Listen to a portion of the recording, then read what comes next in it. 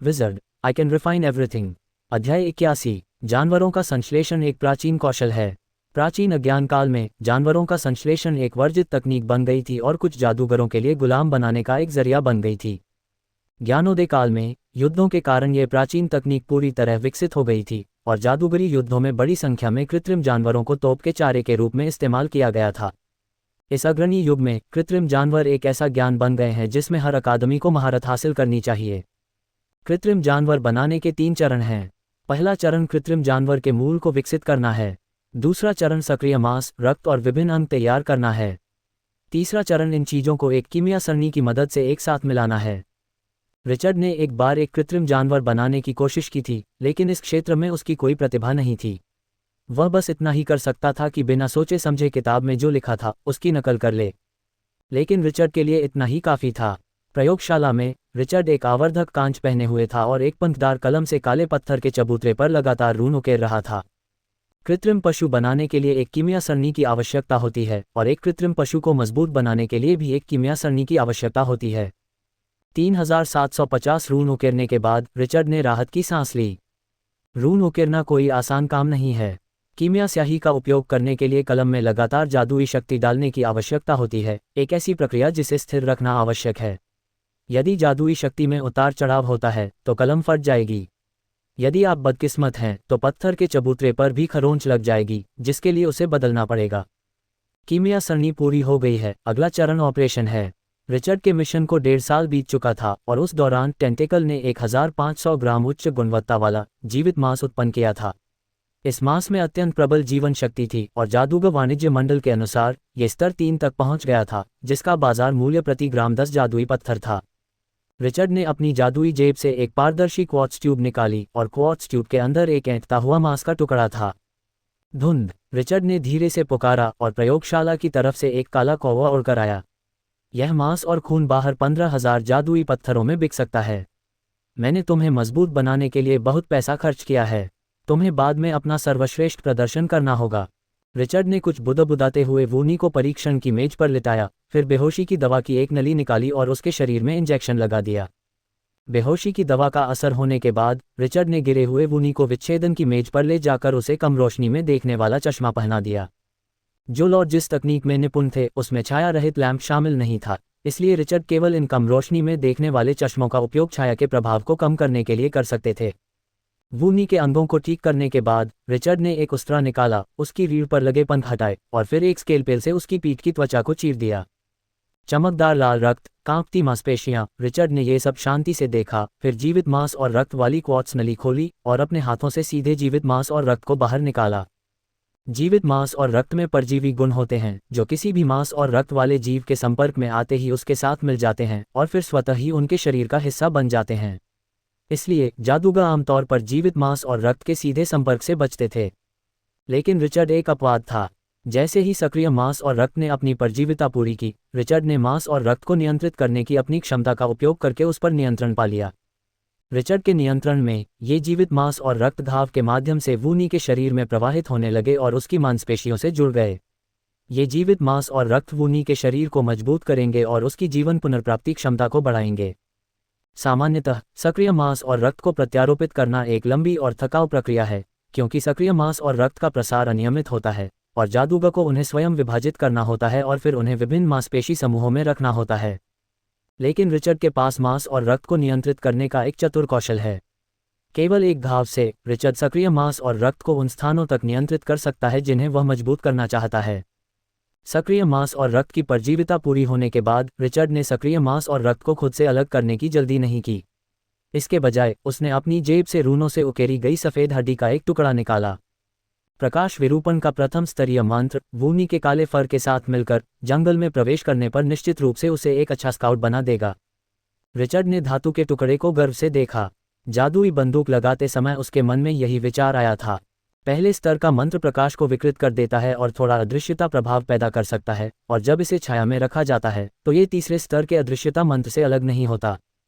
Richard ने कभी भी ब्लंडरबस का इस्तेमाल सीधे हमले के लिए नहीं किया था। चुपके से हमला करना और टोही करना ब्लंडरबस की खूबियां थीं। उसने घाव में मंत्र का प्लग लगाया, फिर उसे ठीक करने के लिए सक्रिय मांस और रक्त को नियंत्रित किया। मांस और रक्त के महीन धागे हड्डी के टुकड़े के छिद्रों में घुस गए और उसे वुनी के शरीर से मजबूती से जोड़ दिया। ये सब करने के बाद रिचर्ड ने एक स्केलपेल से जीवित मांस और रक्त को खुद से अलग किया, फिर घाव को सिल दिया और उसे नई बनी कीमिया टेबल पर रख दिया।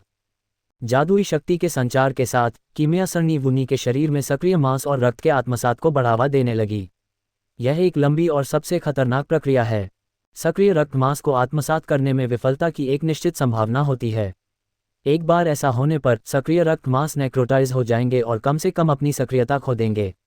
सबसे बुरी स्थिति में सक्रिय रक्त मांस दंगा करेंगे और सीधे मेजबान बन जाएंगे, मुख्य शरीर को निगल जाएंगे और कैंसर कोशिकाओं के समान एक प्राणी बन जाएंगे। रिचर्ड ने प्रयोगशाला का दरवाज़ा बंद कर दिया और उस पर "परेशान न करें" का बोर्ड लगा दिया। वुनी का मामला फिलहाल खत्म हो गया है। शयन कक्ष में वापस आकर रिचर्ड ने प्राथमिक रसायन यांत्रिकी नामक एक किताब उठाई और अध्ययन करना शुरू कर दिया। रसायन मशीनरी रसायन विज्ञान की सबसे व्यापक रूप से उपयोग की जाने वाली शाखाओं में से एक है। रिचर्ड जिस छोटे जादुई हवाई जहाज पर सवार होते हैं से लेकर जादूगरों की दुनिया द्वारा बाहरी युद्धों के लिए इस्तेमाल किए जाने वाले तैरते शहरों तक, ये सभी रसायन यांत्रिकी की उत्कृष्ट कृतियां हैं। लेकिन कियाओलुओडे के पास रसायन यांत्रिकी पर ज्यादा किताबें नहीं थीं। कृत्रिम जानवरों का अध्ययन करने वाले एक जादूगर के रूप में जो लॉर्ड स्वाभाविक रूप से रसायन विज्ञान की मशीनों के साथ असंगत है। यह आनुवंशिक उत्थान और यांत्रिक उत्थान के बीच के अंतर जैसा है। एक विचारधारा का मानना है कि शरीर लचीला और विश्वसनीय है और प्रकृति की सबसे उत्तम रचना है। दूसरी विचारधारा का मानना है कि मशीनें मजबूत होती हैं और उनमें प्रबल वहन क्षमता होती है और यही विकास की भविष्य की दिशा है। इन दोनों विचारों के बीच बेहद बुनियादी असंगत कारक हैं। लेकिन जोरोड को जो बात निराश करती है वह यह है कि चक्स के अलावा न तो अन्ना और न ही रिचर्ड में जानवरों को संश्लेषित करने की कोई प्रतिभा है। अन्ना में तो रसायन विज्ञान की मशीनों के लिए भी असाधारण प्रतिभा है। उसकी प्रतिभा को व्यर्थ जाने से बचाने के लिए वह अन्ना के रसायन विज्ञान की मशीनों के अध्ययन को केवल गंभीरता से सहन कर सकता है। एक शिक्षक के रूप में कियाओलुओडे के पेशेवर आचार विचार काफ़ी विश्वसनीय हैं। रसायन यांत्रिकी ने रिचर्ड को बहुत प्रेरणा दी, खासकर जब उसने एक रसायन जादूगर को किताब में जिक्र किया कि आइसकोन तकनीक का सार शारीरिक क्षति पहुंचाना है और एक ऐसी योजना प्रस्तावित की जो जादुई बंदूक से काफ़ी मिलती जुलती थी। रिचर्ड को तो मानो किसी विदेशी धरती पर किसी पुराने दोस्त से मिलने का एहसास हुआ। लेकिन दुर्भाग्य से जो लॉर्ड के पास रसायन यांत्रिकी पर पर्याप्त किताबें नहीं थीं और रिचर्ड के पास समय की बहुत कमी थी। अगर वह रसायन यांत्रिकी में पूरी प्रगति करना चाहता था तो उसे जादूगर बनने तक इंतजार करना पड़ा। जादूगर बनना आधे साल में होने वाली एक्सचेंज प्रतियोगिता पर निर्भर करता है। अगर आप एक्सचेंज प्रतियोगिता जीत जाते हैं तो आप 10 साल पहले ही जादूगर बन सकते हैं। पलक झपकते ही विनिमय प्रतियोगिता का दिन आ गया। आत्मा 41, संविधान 45, जादू 410, उन्नत प्रशिक्षु श्रेणी। शयन कक्ष में रिचर्ड ने क्रिस्टल बॉल में डेटा देखा और संतुष्टि से सिर हिलाया। 2 साल के ध्यान के बाद रिचर्ड की मानसिक शक्ति एक बार फिर एक वरिष्ठ जादूगर प्रशिक्षु के स्तर पर पहुंच गई। ये निस्संदेह रिचर्ड की आगामी विनिमय प्रतियोगिता के लिए एक अच्छी बात है। जब तक स्तर का अंतर बहुत बड़ा न हो, मानसिक शक्ति में थोड़ा सा अंतर ज्ञान से पूरा किया जा सकता है। मैं बालकनी में गया और खिड़की खोली। हमेशा की तरह परीक्षा से 3 दिन पहले कॉलेज के पर्यवेक्षक नियम बांटने आएंगे। क्वैक। और जैसे ही रिचर्ड ने खिड़की खोली, एक अकादमी मॉनिटर अपने पंजों में एक स्क्रॉल लिए हुए उड़ता हुआ आया। रिचर्ड स्क्रॉल लेकर घर लौट आया, ये देखने के लिए तैयार कि आखिर वह खेल क्या था जिसे वाइस डीन इतने लंबे समय से छुपा रहा था। हिस। जैसे ही उसने स्क्रॉल खोला, रिचर्ड की सांस रुक गई। प्रशिक्षु युद्ध, क्या अकादमी पागल हो गई है? सत्य की संसद द्वारा विभाजित काले और सफ़ेद जादूगरों के नियमों के अनुसार काले जादूगर खूनी परीक्षाओं से गुजरते हैं और मुख्य रूप से दुश्मन की रेखाओं के पीछे लड़ते हैं, जबकि सफ़ेद जादूगर खूनी परीक्षाओं से नहीं गुजरते और मुख्य रूप से अग्रिम पंक्ति में लड़ते हैं। ये 2 बिल्कुल अलग विकास अवधारणाएं हैं। और इस स्क्रॉल पर ब्लैक टॉवर विजार्डिंग अकादमी, जो काले जादूगरों को प्रशिक्षित करती है, ने 3 अन्य काले जादूगर अकादमियों और 3 अन्य सफ़ेद जादूगर अकादमियों के साथ मिलकर प्रशिक्षु युद्ध नामक एक परीक्षा आयोजित की। इस परीक्षा में काला जादूगर प्रशिक्षु और सफ़ेद जादूगर प्रशिक्षु मानचित्र पर संसाधन बिंदुओं के लिए एक दूसरे से लड़ेंगे। क्या ये सफ़ेद जादूगरों को खूनी परीक्षा देने के बराबर नहीं है? स्क्रॉल पर लिखे नियमों को देखकर रिचर्ड ने गहरी सांस ली और अपने मन के अनावश्यक विचारों को एक तरफ रख दिया। ये परीक्षा नियमों के अनुसार है या नहीं, इससे उसे कोई लेना देना नहीं है। अब उसे बस जल्द से जल्द नियमों से परिचित होना है और फिर इस युद्ध में विजयी होना है। नियमों के अनुसार पूरे युद्ध क्षेत्र को 3 क्षेत्रों में विभाजित किया गया था और दोनों खेमों के प्रशिक्षु आपस में लड़ते थे और तीनों क्षेत्रों में समान रूप से वितरित होते थे। इन तीनों क्षेत्रों में से प्रत्येक में 7 संसाधन बिंदु होते हैं, जिनमें से प्रत्येक हर महीने 1000 जादुई पत्थर प्रदान करता है। युद्ध की शुरुआत में प्रत्येक गुट के पास प्रत्येक क्षेत्र में 3 संसाधन बिंदु होंगे और शेष एक सार्वजनिक संसाधन बिंदु के रूप में कार्य करेगा, जिसका स्वामित्व उस व्यक्ति के पास होगा जो उस पर कब्जा करता है। इसके अलावा इस युद्ध में प्रशिक्षुओं द्वारा ले जा सकने वाले जादुई पत्थरों की संख्या सीमित है और प्रत्येक प्रशिक्षु अधिकतम 3000 जादुई पत्थर ले जा सकता है। इससे ये स्पष्ट होता है कि यह संसाधन बिंदु एक मांस और खून की चक्की है जो दोनों पक्षों के प्रशिक्षुओं को आपस में लड़ने के लिए प्रेरित करती है। जादुई पत्थर युद्ध शक्ति का प्रतिनिधित्व करते हैं। जब दोनों में से किसी एक को ज्यादा जादुई पत्थर मिल जाते हैं तो जीत का पलड़ा ज्यादा जादुई पत्थरों वाले पक्ष की ओर झुक जाएगा। इस युद्ध में जीत की शर्तें सरल थीं। यदि किसी एक पक्ष के पास 2 से कम संसाधन बिंदु होते या यदि प्रशिक्षुओं की कुल संख्या आधी से भी कम हो जाती तो उस पक्ष को हारा हुआ माना जाता। जब सभी क्षेत्रीय युद्ध समाप्त हो जाते तो अंतिम परिणाम विजयी क्षेत्रों द्वारा निर्धारित किया जाता। प्रतियोगिता के बाद अकादमी प्रशिक्षुओं को पुरस्कार और दंड देती है, यह अकादमी पर निर्भर करता है। ब्लैक टावर विजार्ड अकादमी जीतने पर जादूगरी की सीढ़ी पर 10 स्थान और मारे गए प्रशिक्षुओं की संख्या के बदले जादुई पत्थर देती है। हालांकि खेल हारने पर सभी पुरस्कार रद्द कर दिए जाते हैं और अकादमी को एक अतिरिक्त कठिन परीक्षा देनी होती है। ये कहा जा सकता है कि पुरस्कार और दंड दोनों ही अत्यधिक हैं। हालांकि ब्लैक टावर विजार्डिंग अकादमी आखिरकार एक डार्क विजार्डिंग अकादमी है, इसलिए पुरस्कार और दंड का अत्यधिक होना स्वाभाविक है। नियम पढ़ने के बाद रिचर्ड ने अपनी कनपटियां रगड़ी और उपाय सोचने लगा। युद्ध परीक्षाओं में होने वाली खूनी लड़ाई से अलग होता है। युद्ध के लिए रणनीति, संगठन और क्रियान्वयन की आवश्यकता होती है। अगर श्वेत जादूगर प्रशिक्षुओं को सैन्य युद्ध के लिए प्रशिक्षित किया जाता तो उन्हें इस युद्ध में पूर्ण लाभ होता। चूंकि श्वेत जादूगर अकादमी में कोई खूनी परीक्षा नहीं होती, इसलिए उनके प्रशिक्षुओं की संख्या आश्चर्यजनक रूप से आश्चर्यजनक है, जो श्वेत जादूगर अकादमी की तुलना में लगभग 3.5 गुना अधिक है। अगर यह संख्या अंतर किसी सामान्य युद्ध पर लागू होता है तो युद्ध को मूलतः समाप्त घोषित किया जा सकता है। हालांकि अकादमी द्वारा बनाए गए नियम श्वेत जादूगर प्रशिक्षुओं के पक्ष में नहीं थे, जिससे रिचर्ड को श्वेत जादूगर अकादमी के बारे में बहुत जिज्ञासा हुई। संख्या में 3 गुना से अधिक का अंतर यह भी सुनिश्चित कर सकता है कि नियम श्वेत जादूगरों के पक्ष में नहीं हैं। क्या ये श्वेत जादूगर बेकार हैं? रिचर्ड ने यह सुनिश्चित करने के लिए स्क्रॉल को फिर से देखा कि उसने डेटा सही ढंग से पढ़ा है। श्वेत जादूगर प्रशिक्षुओं की संख्या वास्तव में उनकी संख्या से 3 गुना से भी अधिक है। मुझे आशा है कि ये श्वेत जादूगर उतने ही कमजोर होंगे जितना मैं सोचता हूँ। स्क्रॉल बंद करके रिचर्ड ने प्रशिक्षु युद्ध के लिए जरूरी चीजें तैयार करना शुरू कर दिया। अकादमी द्वारा निर्धारित जादुई पत्थरों की संख्या के कारण रिचर्ड को ज्यादा से ज्यादा अतिरिक्त जादुई पत्थरों को कीमियाई सामग्रियों से बदलना पड़ा। इनमें से रिचर्ड ने खास तौर पर कई सामग्रियों को विनाशकारी हथगोले से बदला। हाल ही में कीमियाई मशीनरी का अध्ययन करते समय उसके मन में कुछ नए विचार आए और इस बार वह इन सफ़ेद जादूगरों का इस्तेमाल अभ्यास के लिए करेगा। पलक झपकते ही 3 दिन बीत गए और प्रतियोगिता का दिन आ गया। प्रशिक्षु केंद्रीय काले टॉवर के सामने एक चौकोर कतार में खड़े हो गए और प्रत्येक यांत्रिक कठपुतली की छाती पर एक बैज लगा हुआ था। ये बैज केंद्रीय काले टॉवर का एक छोटा संस्करण है, जिसके पीछे प्रशिक्षु का नाम और पद खुदा हुआ है। ये चीज प्रशिक्षु के लिए एक टैग और शत्रुतापूर्ण प्रशिक्षुओं के लिए एक योग्यता दोनों है। चूंकि इस बार कई अकादमियां शामिल हैं, इसलिए पिछली शापन प्रणाली अब लागू नहीं है। अगर आप ये गिनना चाहते हैं कि किसी प्रशिक्षु ने कितने प्रशिक्षुओं को मारा है, तो आपको शत्रु प्रशिक्षुओं से स्कूल बैज लेना होगा। अपनी जान बचाने के लिए स्कूल बैज फेंकने के बारे में मत सोचिए। परीक्षा समाप्त होने के बाद स्कूल बैज की गिनती की जाएगी और बिना स्कूल बैज वाले प्रशिक्षुओं को अकादमी द्वारा सीधे मार दिया जाएगा। हमेशा की तरह उपाध्यक्ष एरिक्स ने एक संक्षिप्त भाषण दिया। ब्लैक टावर विजार्ड अकादमी के जादूगर प्रशिक्षुओं के 432वें बैच के लिए आप आज एक अभूतपूर्व परीक्षा देंगे। यह एक शानदार प्रयास था। 6 महान जादूगरों ने मिलकर सत्य की संसद में आवेदन प्रस्तुत किया। सैकड़ों वर्षों के लंबे इंतजार के बाद सत्य के महान जादूगर ने इस प्रयोग के लिए हामी भरी। इसका मतलब है कि आपकी हर हरकत सत्य के महान जादूगर ने देख ली है। सत्य का जादूगर हमें देख रहा है। इस बार उपाध्यक्ष एरिक्स आश्चर्यजनक रूप से उत्साहित थे। उन्होंने जोश से बात की और लगातार अपनी बाहें हिलाते रहे। उनकी भावनाएं जमीन पर बैठे प्रशिक्षुओं तक तेजी से फैल गईं। प्रशिक्षुओं को इस खेल का मतलब नहीं पता था, लेकिन एलेक्स के भाषण के बाद वे जादूगरों की दुनिया के अग्रणी और महान खोजकर्ता बन गए। उनके नाम शाश्वत स्मारक पर भी अंकित किए जाएंगे और आने वाली पीढ़ियां उनकी पूजा करेंगी। लेकिन रिचर्ड इस जुनून से प्रभावित नहीं हुआ। कट्टरता जादूगरों के लिए दोधारी तलवार है। हालांकि कट्टरता जादूगरों को किसी काम के प्रति और भी जुनूनी बना सकती है, लेकिन यह उनकी तार्किकता को प्रभावित करेगी और उन्हें सबसे सही निर्णय लेने से रोकेगी। एरिक का भाषण जल्दी ही समाप्त हो गया। उसके बाद उसने अपनी छड़ी लहराई। प्रशिक्षु दल के आसपास के दर्जनों जादूगरों ने उसके साथ एक ही समय में अपनी छड़ियां लहराईं और इस विशाल मंत्र को एक साथ पूरा किया।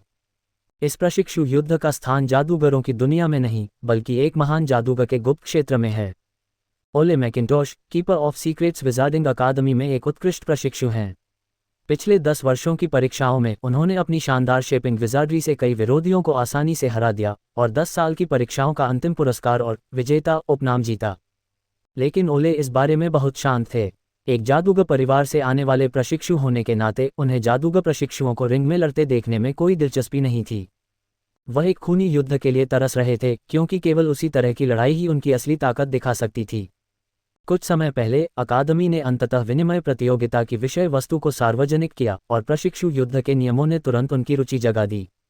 इस युद्ध में कोई संरक्षक जादूगर नहीं थे और सभी प्रशिक्षु असली तलवारों और बंदूकों से लड़े। इस नियम ने ओलेई का खून खौल दिया। यही वह युद्ध था जिसकी उसे उम्मीद थी। ... जैसे ही आप युद्ध के मैदान में प्रवेश करते हैं, आपका स्वागत मिट्टी की खुशबू से होता है। ओले ने इधर उधर देखा। वह अब एक जंगल में था। उससे कुछ ही दूरी पर एक विशाल क्रिस्टल पत्थर हवा में तैर रहा था। मुझे लगता है कि यही वह संसाधन बिंदु है जिसका जिक्र अकादमी के नियमों में है। जादू की मात्रा इतनी ज्यादा है, जादूगरों की दुनिया से कम दोगुनी। ओले के पीछे से एक आवाज आई और उसने मुड़कर देखा तो एक काले बालों वाला आदमी उसे देख रहा था। बाटोला, मुझे उम्मीद नहीं थी कि तुम यहाँ हो। ओले ने अपनी भौहें उठाईं। उसके सामने काले बालों वाला आदमी अकादमी में उसका पुराना प्रतिद्वंद्वी था, कीमिया स्कूल का बाटोला, जिसे मैकेनिक भी कहा जाता है। इतना बेरुखा मत बनो, इस युद्ध में हम सब टीम के साथी हैं। बाटोला चालाकी से काली लोमड़ी की तरह मुस्कुराया। ये बेहतर होगा, ओले ने ठंडे स्वर में जवाब दिया, फिर अपने आसपास के प्रशिक्षुओं पर चिल्लाया, मैं ओले मैकिंटोश हूँ। सीक्रेट कीपर विजार्डिंग अकादमी के प्रशिक्षुओं, यहाँ इकट्ठा हो जाओ। 10 वर्षीय परीक्षा के विजेता के रूप में ओलेई की जादूगर प्रशिक्षुओं के बीच उच्च प्रतिष्ठा है। ऐसे युद्ध के समय में कमजोर लोगों का ताकतवर लोगों पर निर्भर रहना बिल्कुल सामान्य बात है। 1500 प्रशिक्षु। ओलेई ने प्रशिक्षुओं की संख्या गिनकर पाया कि पूरा संसाधन केंद्र लगभग पूरी तरह से सीक्रेट कीपर अकादमी के प्रशिक्षुओं से भरा हुआ था। एक संसाधन केंद्र पर 1500 प्रशिक्षु हैं और 3 संसाधन केंद्रों पर 4500 प्रशिक्षु हैं, जो युद्ध में भाग लेने वाले हमारी अकादमी के लोगों की लगभग बराबर संख्या है। ऐसा लगता है कि बाकी दोनों क्षेत्रों में भी यही स्थिति होनी चाहिए, प्रत्येक में लगभग 4500 लोग हों। प्रशिक्षुओं की इतनी संख्या तो आश्चर्यजनक है, ओले। बाटोला ओले के पास आए। प्रशिक्षुओं की इतनी संख्या के साथ हमें हर महीने मिलने वाले जादुई पत्थरों की औसत संख्या प्रति व्यक्ति 1 से भी कम है। तो चलो, हम उस जादूगर के संसाधन बिंदुओं को लूट लेते हैं। ओलेई ने बिना सोचे समझे उत्तर दिया। ओह, लगता है हमारे विजेता को पहले ही कोई तरकीब सूझ गई है। बाटोला हंसा। ओले ने उसे ठंडी नज़रों से देखा और कहा, अब जबकि युद्ध अभी शुरू ही हुआ है और सभी के पास अभी भी बहुत सारे जादुई पत्थर हैं, हमें जादूगर के प्रशिक्षुओं के ज़्यादा से ज़्यादा संसाधन बिंदुओं पर कब्जा कर लेना चाहिए। बेहतर होगा अगर हम उन्हें तुरंत मार सकें, लेकिन अगर हम उन्हें नहीं मार सकते तो हमें उन्हें जितना हो सके कमज़ोर कर देना चाहिए। बाटोला ने सोच समझकर सिर हिलाया। ये वाकई एक अच्छा विचार है। तुम्हारे करिश्मे के साथ हमारी अकादमी के प्रशिक्षु ज़रूर तुम्हारा पीछा करेंगे। अगर हम शुरुआत में ही बढ़त हासिल कर लेते हैं तो आगे चलकर लड़ाई बहुत आसान हो जाएगी। तुम्हारा क्या हाल है? ओरेल ने बाटोला को घूरते हुए पूछा। मैकेनिक बाटोला, क्या तुम मेरे पीछे आओगे? बाटोला हिचकिचाया। मेरी बात भूल जाओ, हमला करने की पहल करना मेरी खासियत नहीं है। मैं पीछे से तुम्हारा हौसला बढ़ाऊंगा। मुझे 300 लोग छोड़ दो, मैं कुछ चीज़ें ठीक कर दूंगा। क्या तुम्हें लगता है कि मैं असफल हो जाऊंगा? ओलेई ने अपनी बाहें उठाईं और थोड़े कठोर स्वर में कहा। बाटोला मुस्कुराया, उसकी आंखों में एक धूर्त चमक थी। तैयार रहना बेहतर है। युद्ध के मैदान के दूसरी ओर डार्क विजार्ड प्रशिक्षुओं ने अपनी योजनाएं शुरू कर दीं। ब्लैक टावर विजार्डिंग अकादमी के एक महान प्रशिक्षु के रूप में रिचर्ड अपनी ताकत दिखाने के बाद स्वाभाविक रूप से ब्लैक टावर विजार्डिंग अकादमी के प्रशिक्षुओं का नेता बन गया। दुर्भाग्य से रिचर्ड को प्रशिक्षुओं के इस समूह में एली नहीं मिली। बेतरतीब ढंग से काम करना बहुत परेशानी भरा होता है। रिचर्ड ने अपना सिर रगड़ा, फिर अपनी नज़र पास ही खड़े गंजे प्रशिक्षु पर घुमाई। गंजा प्रशिक्षु लाल चोगा पहने हुए था और एक इंसान जितनी ऊंची छड़ी पकड़े हुए था। छड़ी के सिर से असाधारण जादुई कंपन निकल रहे थे और यह स्पष्ट था कि वह कोई साधारण वस्तु नहीं थी। यूजीन, तुम क्या करने वाले हो? यूजीन ब्लैक टावर विजार्ड अकादमी के मास्टर आरोन का आधिकारिक प्रशिक्षु है, जो रूपांतरण विद्यालय में स्नातक है। पिछली परीक्षा में वह भी उन 20 लोगों में से एक था जो गुप्त क्षेत्र में प्रवेश कर गए थे। मेरे पास कोई विचार नहीं है। यूजीन ने अपने गंजे सिर को छुआ और बहुत शर्मीला होने का नाटक किया। उसकी राय में शुरुआत में ही प्रशिक्षु का नेतृत्व हथियाना मूर्खता होगी। सफ़ेद जादूगर प्रशिक्षुओं के पास काले जादूगर प्रशिक्षुओं की तुलना में लगभग 3.5 गुना अधिक जनशक्ति होती है। खेल की शुरुआत में जब सभी के पास सबसे ज़्यादा जादुई पत्थर होते हैं, तब भी मूर्ख जानता है कि सफ़ेद जादूगर के प्रशिक्षु दौड़कर काले जादूगर के प्रशिक्षुओं पर करारा प्रहार करेंगे। इस समय कमान संभालने से न केवल आप पर सबसे ज़्यादा दबाव पड़ता है, बल्कि असफलता का भी बड़ा खतरा होता है। यूजीन सोचता था कि वह एक चतुर व्यक्ति है, और इस समय नेतृत्व के लिए रिचर्ड से प्रतिस्पर्धा केवल एक मूर्ख ही कर सकता है। ये देखकर कि यूजीन का नेतृत्व करने का कोई इरादा नहीं है, रिचर्ड मन ही मन व्यंग कर रहा था और जानता था कि दूसरा पक्ष क्या योजना बना रहा है। इस शुरुआती दौर में नेतृत्व वाकई एक मुश्किल काम है। हालांकि इस दौरान जोखिम बहुत ज़्यादा हैं, लेकिन पुरस्कार भी उतने ही बड़े हैं। चूंकि तुम्हें अंदाज़ा नहीं है, तो मैं मोटी चमड़ी वाला बनूंगा और सेनापति बनूंगा। रिचर्ड ने प्रशिक्षुओं को देखकर मुस्कुराया और खुद को सेनापति नियुक्त कर लिया। जब तक नेता शुरुआती दौर में अपनी ताकत का प्रदर्शन कर सकता है और कुछ हद तक परिणाम प्राप्त कर सकता है, युद्ध में उसकी नेतृत्व स्थिति बहुत स्थिर रहेगी। युद्ध कोई मजाक नहीं है। जीवन और मृत्यु से जुड़ी परिस्थितियों में लोग उस नेता पर ज्यादा भरोसा करते हैं जिसने अपनी क्षमता का प्रदर्शन किया हो। नहीं, एक ने रिचर्ड की स्वघोषित शिक्षुता पर आपत्ति जताई। रिचर्ड एक वरिष्ठ जादूगर शिक्षु होने के लिए पर्याप्त रूप से सक्षम था और शिक्षुओं के इस समूह में पिरामिड के शीर्ष पर दृढ़ता से स्थित था। चूंकि सभी को कोई आपत्ति नहीं है, इसलिए मैं नियम तय करूंगा। रिचर्ड ने हवा में उड़ने के लिए लेविटेशन का इस्तेमाल किया ताकि वह सभी शिक्षुओं को दिखाई दे सके। यह एक युद्ध है और युद्ध के मैदान में आदेशों का पालन करना जरूरी है। मैं किसी को भी ऐसे मिशन पर नहीं भेजूंगा जो उसकी मौत की गारंटी दे, लेकिन चूंकि यह युद्ध है, इसलिए इसमें निहित खतरे हैं। मुझे उम्मीद है कि मेरे आदेशों का पालन किया जाएगा, न कि उन्हें अस्वीकार किया जाएगा। मुझे अस्वीकार किए जाने से नफरत है। बोलते हुए रिचर्ड ने एक वरिष्ठ जादूगर शिक्षु का डर दिखाया। अकादमी के नियमों में ऐसा कुछ भी नहीं है जो हमें लड़ने से रोकता हो। अगर कोई नियम तोड़ता है तो हम। रिचर्ड ने ठंडी सांस ली, जिसका अर्थ स्पष्ट था। थोड़ी देर इंतजार करने और ये देखने के बाद कि किसी प्रशिक्षु ने कोई आपत्ति नहीं जताई, रिचर्ड जमीन पर लौट आया। सच कहूं तो रिचर्ड को अब भी उम्मीद है कि कोई आकर उसे परेशान करेगा ताकि वह अपना दबदबा कायम कर सके। लेकिन बदकिस्मती से ब्लैक टावर विजार्डिंग अकादमी के सभी प्रशिक्षु चतुर लोग हैं और इस समय कोई भी रिचर्ड के मुंह पर वार नहीं करेगा। नीचे आने के बाद रिचर्ड ने कोई आदेश नहीं दिया, बल्कि वुनी को छोड़ दिया और सफ़ेद जादूगर के प्रशिक्षु की गतिविधियों पर नज़र रखने की तैयारी करने का फैसला किया। मुनी की दृष्टि की मदद से रिचर्ड ने आसानी से सफ़ेद जादूगर प्रशिक्षुओं के एक समूह को अपनी ओर दौड़ते हुए देखा। तुम अभी शुरुआत ही कर रहे हो, कितना अपमानजनक। रिचर्ड ने आह भरी और अपना पहला आदेश दिया। रक्षा के लिए तैयार हो जाओ, सफ़ेद जादूगर प्रशिक्षु आ रहा है। अकादमी द्वारा वितरित मानचित्र के अनुसार तीनों क्षेत्रों के युद्ध क्षेत्र लगभग एक जैसे हैं, सभी रेत घड़ी के आकार के हैं। अर्थात 3 संसाधन बिंदु प्रत्येक और एक त्रिभुजाकार आकार में व्यवस्थित हैं और दोनों शिविरों के बीच में एक साझा संसाधन बिंदु है। और वुनी के दर्शन के अनुसार श्वेत जादूगर प्रशिक्षु सीधे उनकी ओर बढ़ रहे थे। इसका अर्थ है कि रिचर्ड की वर्तमान स्थिति अंधकार जादूगर प्रशिक्षु शिविर में युद्ध क्षेत्र के केंद्र के सबसे निकट का संसाधन बिंदु है। और श्वेत जादूगर प्रशिक्षुओं के समूह को आक्रामक रूप से अपनी ओर आते देखकर रिचर्ड ने अनुमान लगाया कि इन लोगों ने कोई संसाधन बिंदु बनाया ही नहीं था और सीधे उनकी ओर आ गए थे। सभी शेपर जादूगरों को इस स्थान पर जितनी जल्दी हो सके जगह खाली कर देनी चाहिए। नेक्रोमेंसर जादूगरों को मरे हुए लोगों को बुलाने की तैयारी करनी चाहिए। आत्मा जादूगरों को मानसिक हमलों की पहली लहर के लिए तैयार रहना चाहिए। कीमियागर जादूगरों को एक किला बनाने की तैयारी करनी चाहिए। रिचर्ड ने व्यवस्थित ढंग से आदेश जारी किए और प्रशिक्षुओं ने आदेश प्राप्त करने के बाद कार्य करना शुरू कर दिया। कहा जाता है कि एक नया अधिकारी 3 चीज़ों से शुरुआत करेगा। रिचर्ड अभी अभी नेता बना है और उसे अपना अधिकार स्थापित करने का अवसर नहीं मिल रहा है। अगर आप इस समय रिचर्ड के विरुद्ध जाते हैं तो संभवतः आपको बेरहमी से मार दिया जाएगा।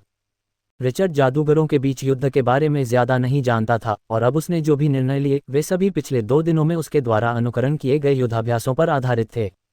अब जब वह वास्तव में युद्ध के मैदान में था, रिचर्ड केवल यही प्रार्थना कर सकता था कि उसका अनुमान सही हो। जादू की मदद से शेपर जादूगर ने जंगल में एक खुला मैदान जल्दी से साफ कर दिया और काटे गए पेड़ों का इस्तेमाल अल्केमिस्ट जादूगर ने एक किला बनाने के लिए किया। एक अल्केमिस्ट का मूल कौशल रून उत्कीर्णन है, जिसे आमतौर पर जादू के रूप में जाना जाता है। इन लकड़ियों पर रून उत्कीर्ण करने के बाद उनके भौतिक गुणों में काफ़ी सुधार होगा। इसके अलावा कीमियागर जादूगर के पास जादुई घेरे बनाने का कौशल भी है, जो किले बनाने में विशेष रूप से उपयोगी है। एक नेता के रूप में रिचर्ड ने प्रशिक्षुओं को तैनात करने के अलावा अपना सारा ध्यान आकाश में वूनी पर केंद्रित किया।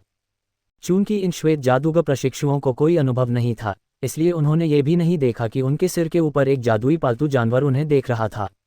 नक्शे के अनुसार डार्क विजार्ड प्रशिक्षु के लिए संसाधन बिंदु आगे है।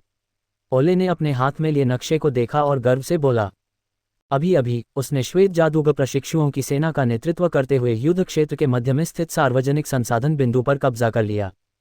कब्जे के बाद उसने संसाधन बिंदु पर सुरक्षा व्यवस्था बनाने का विकल्प नहीं चुना। इसके बजाय उसने श्वेत जादूगर प्रशिक्षुओं का नेतृत्व करते हुए ब्लैक विजार्ड प्रशिक्षु संसाधन बिंदु पर हमला किया। संसाधन बिंदु पर जादुई पत्थर बांटने का समय 1 महीने बाद है। अभी जादूगरों को गैरिसन में छोड़ने का कोई मतलब नहीं है। बेहतर होगा कि सभी सैनिकों को आगे भेज दिया जाए और जितनी जल्दी हो सके ब्लैक विजार्ड प्रशिक्षुओं के रहने की जगह को कम कर दिया जाए। ओलेई की योजना अच्छी थी। वह पहले एक ब्लिट्जक्रेग के साथ एक डार्क विजार्ड प्रशिक्षु संसाधन बिंदु पर कब्जा करेगा, डार्क विजार्ड प्रशिक्षुओं के रहने की जगह को कम करेगा। फिर जब व्हाइट विजार्ड प्रशिक्षु पीछे पहुंच जाएंगे तो वह अपनी संख्यात्मक बढ़त का इस्तेमाल करके एक और संसाधन बिंदु ढूंढें और युद्ध को जल्द से जल्द सुलझाएं। अगर सब कुछ ठीक रहा तो उनके इलाके में युद्ध 1 महीने से भी कम समय में खत्म हो सकता है। लेकिन सब कुछ सुचारू रूप से कैसे चल सकता है? लॉर्ड ओलेई, हमें आगे एक खुली जगह मिली है। लगता है कि इसे किसी काले जादूगर के प्रशिक्षु ने साफ कर दिया है, एक सफ़ेद जादूगर के प्रशिक्षु ने बताया। खुली जगह? ओलेई दंग रह गया, फिर हंसा। ये काले जादूगर के प्रशिक्षु वाकई बेवकूफ़ हैं। मुझे चिंता थी कि जंगल का इलाका बहुत जटिल है और हमारे सफ़ेद जादूगर प्रशिक्षुओं के लिए अपनी सेना को लड़ने के लिए जुटाना मुश्किल होगा। उन्होंने वास्तव में हमारे लिए इसे साफ कर दिया। ओलेई की आवाज़ सुनकर उसके आसपास के लोग हंस पड़े। श्वेत जादूगरों के प्रशिक्षु होने के नाते उन्होंने सबसे ज़्यादा सैन्य सेना युद्ध सीखा था और इनमें से क्रम में आगे बढ़ना एक बहुत ही महत्वपूर्ण हिस्सा था। लेकिन कुछ श्वेत जादूगर प्रशिक्षुओं ने इस बारे में चिंता भी व्यक्त की। प्रभु ओलेई, क्या ये कोई जाल हो सकता है? एक श्वेत जादूगर प्रशिक्षु ने चिंतित होकर पूछा।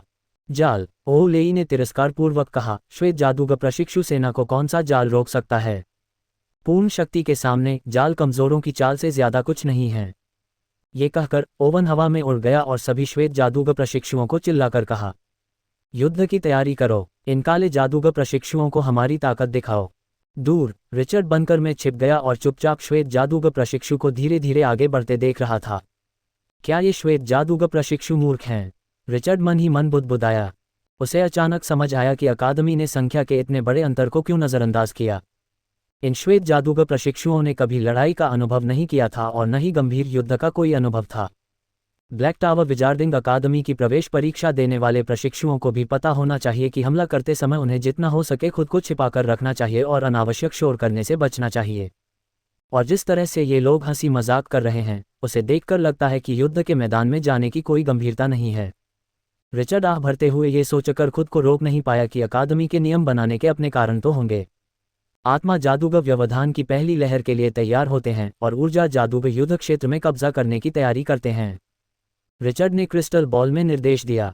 ये जानने के बाद कि विनिमय प्रतियोगिता एक प्रशिक्षु युद्ध थी, रिचर्ड ने संचार के लिए विशेष रूप से कई क्रिस्टल बॉल खरीदे। एक समय यात्री होने के नाते वह युद्ध क्षेत्र में संचार के महत्व को अच्छी तरह जानता था।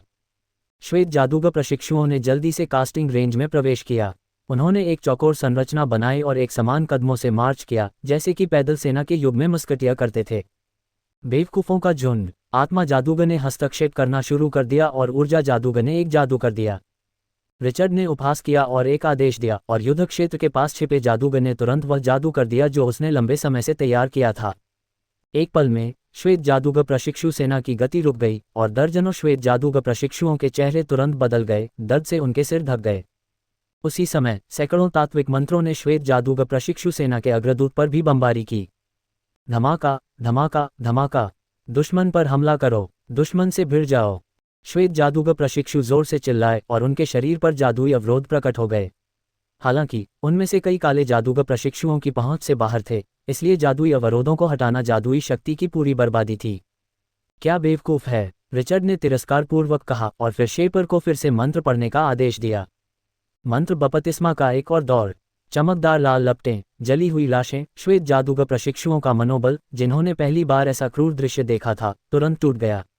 वे पागलों की तरह पीछे की ओर भागे, मानो उन्हें अपने साथियों की टुकड़ी पर पड़ने वाले प्रभाव की परवाह ही न हो। रुको रुको, भागो मत! ओरेई, जो बीच में बैठा था, भागते हुए जादूगरों पर चिल्लाया, लेकिन कोई भी जादूगर उसकी बात सुनने को तैयार नहीं था। युद्ध की क्रूरता हाथीदांत के टॉवर में बैठे इन श्वेत जादूगर प्रशिक्षुओं से कहीं आगे तक जाती है। धमाका! तीसरा मंत्र बपतिस्मा शुरू होता है। इस बार प्रभाव पिछले 2 बार जितना अच्छा नहीं था। ज्यादातर सफेद जादूगर प्रशिक्षुओं ने जादुई अवरोध सक्रिय कर दिए थे, जिससे ज्यादातर मंत्र अवरुद्ध हो गए थे। लेकिन इस समय उनका मनोबल टूट गया है और टीम का मूल लाभ नुकसान में बदल गया है। रिचर्ड ने अस्त व्यस्त सफेद जादूगर प्रशिक्षु की ओर देखा और कमजोर स्वर में आदेश दिया, पूरी सेना भेजो और जितने लोगों को मार सकते हो मार डालो। ये कहते ही काले जादूगर प्रशिक्षु, जो काफी देर से खुद को रोक नहीं पा रहे थे, तुरंत पूरी ताकत से बाहर निकल आए। अपनी संरचना का लाभ खो देने के बाद काले जादूगर प्रशिक्षु बिना किसी प्रयास के हाथापाई में शामिल हो गए। जंगल में तरह तरह के मंत्र फूटते रहे और सफेद जादूगर प्रशिक्षु की दयनीय चीखें और काले जादूगर प्रशिक्षु की भयानक हंसी जंगल में गूंजती रही। रिचर्ड ने सीधे कोई कार्रवाई नहीं की, बल्कि एक समतल जमीन ढूंढी और चाक से एक जादुई घेरा बनाया। जैसे ही रिचर्ड ने जादुई शक्ति डाली, अग्नि तत्व का एक गोला धीरे धीरे इकट्ठा हो गया। जादुई घेरे में अग्नि तत्व धीरे धीरे बढ़ता गया और अंततः 3 मीटर ऊंचे अग्नि दानव में बदल गया। हे मानव, तुमने आखिरकार मुझे बुला ही लिया। रिचर्ड ने युद्धभूमि की ओर इशारा किया। जाओ और इन लोगों का वध करो और उनके बैज मेरे पास लाओ। पूरा युद्ध लगभग 1 घंटे तक चला और श्वेत जादूगर प्रशिक्षु की हार के साथ समाप्त हुआ। इस युद्ध में रिचर्ड को 8 बैज मिले। विभिन्न तात्विक मंत्रों के कारण युद्धक्षेत्र में तात्विक सांद्रता तेजी से बढ़ी, जिससे अग्नि दानव को भी घर जैसा महसूस हुआ और उसकी हर चाल से अपार शक्ति प्राप्त हुई। युद्धक्षेत्र की सफाई करते समय रिचर्ड ने लोगों की संख्या गिनकर देखा और पाया कि इस युद्ध के बाद केवल 1 दर्जन अश्वेत जादूगर प्रशिक्षु ही मारे गए, जबकि 300 से ज्यादा श्वेत जादूगर प्रशिक्षु लाशें छोड़ गए। रिचर्ड हताहतों की संख्या देखकर मन ही मन स्तब्ध रह गया। ये सभी जादूगर प्रशिक्षु हैं, ये श्वेत जादूगर प्रशिक्षु इतने कमजोर क्यों हैं? श्वेत जादूगर द्वारा दिए गए सैन्य प्रशिक्षण का क्या हुआ? इसके लिए रिचर्ड की गलतफहमी को जिम्मेदार नहीं ठहराया जा सकता। उसने कभी विमान युद्धों का अनुभव नहीं किया है और उसे पता नहीं है कि जादूगरों की दुनिया में विमान युद्ध कैसे होते हैं।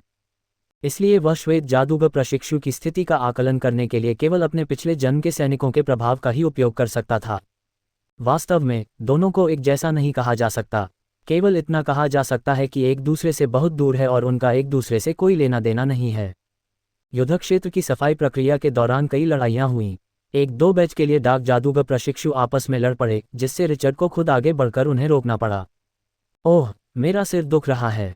रिचर्ड ने डाक जादूगर प्रशिक्षुओं को युद्ध क्षेत्र की सफाई के लिए लड़ते देखकर खुद को अभिभूत महसूस किया।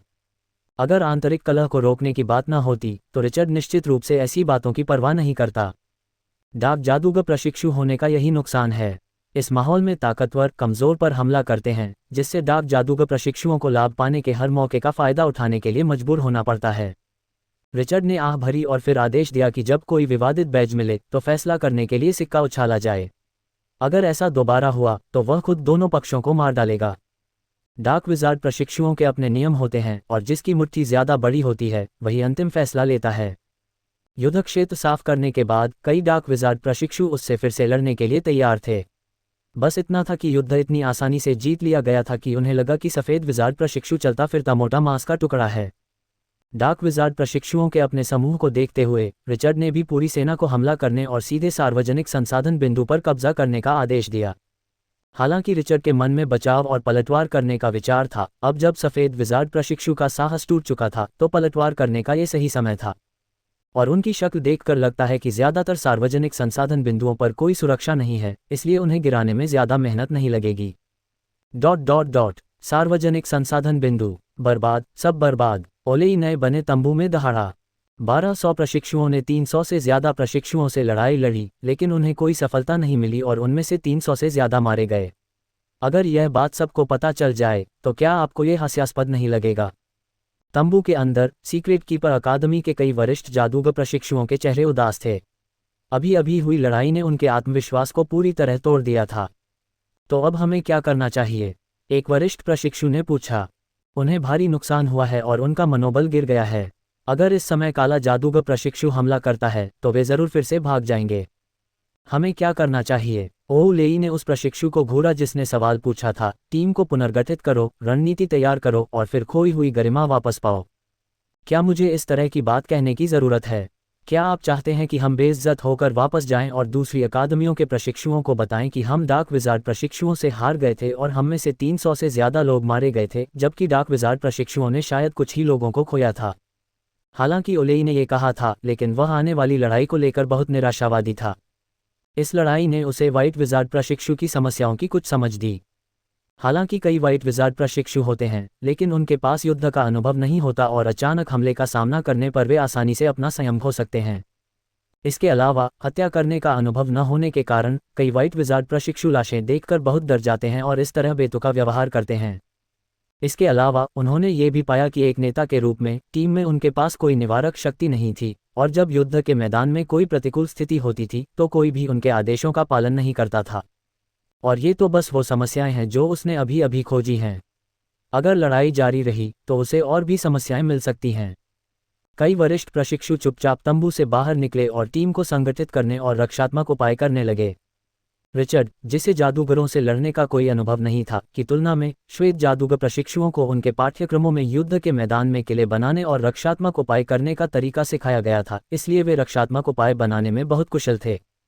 श्वेत जादूगर प्रशिक्षुओं द्वारा अपनाए जाने वाले रक्षात्मक उपाय आम थे: मोटी दीवारें और कांटों से ढकी खाइयां।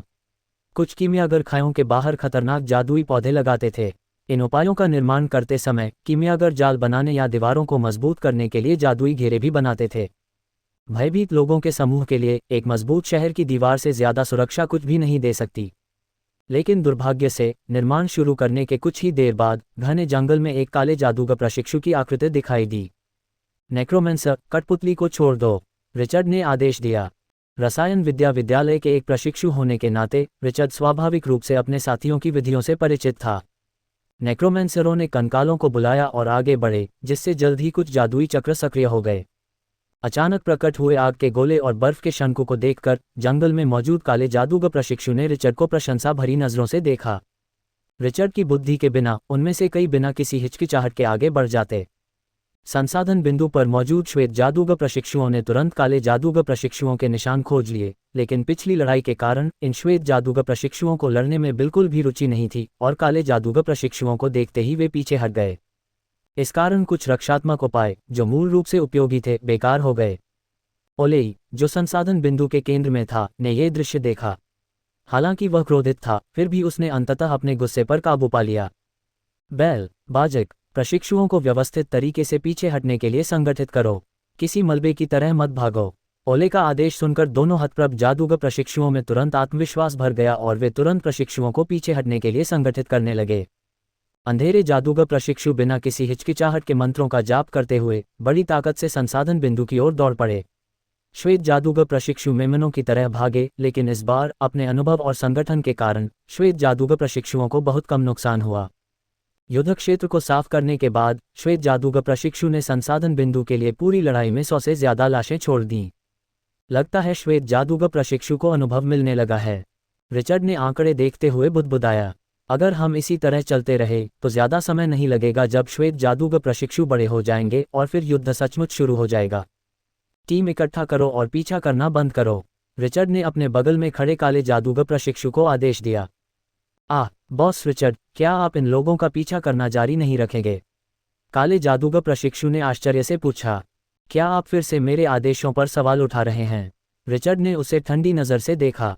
जैसे जैसे सफ़ेद जादूगर प्रशिक्षु भाग रहे थे, लोग टीमें बनाते रहे, लेकिन काले जादूगर प्रशिक्षु उचित प्रशिक्षण के अभाव में पीछा किए जाने पर अस्त व्यस्त हो गए।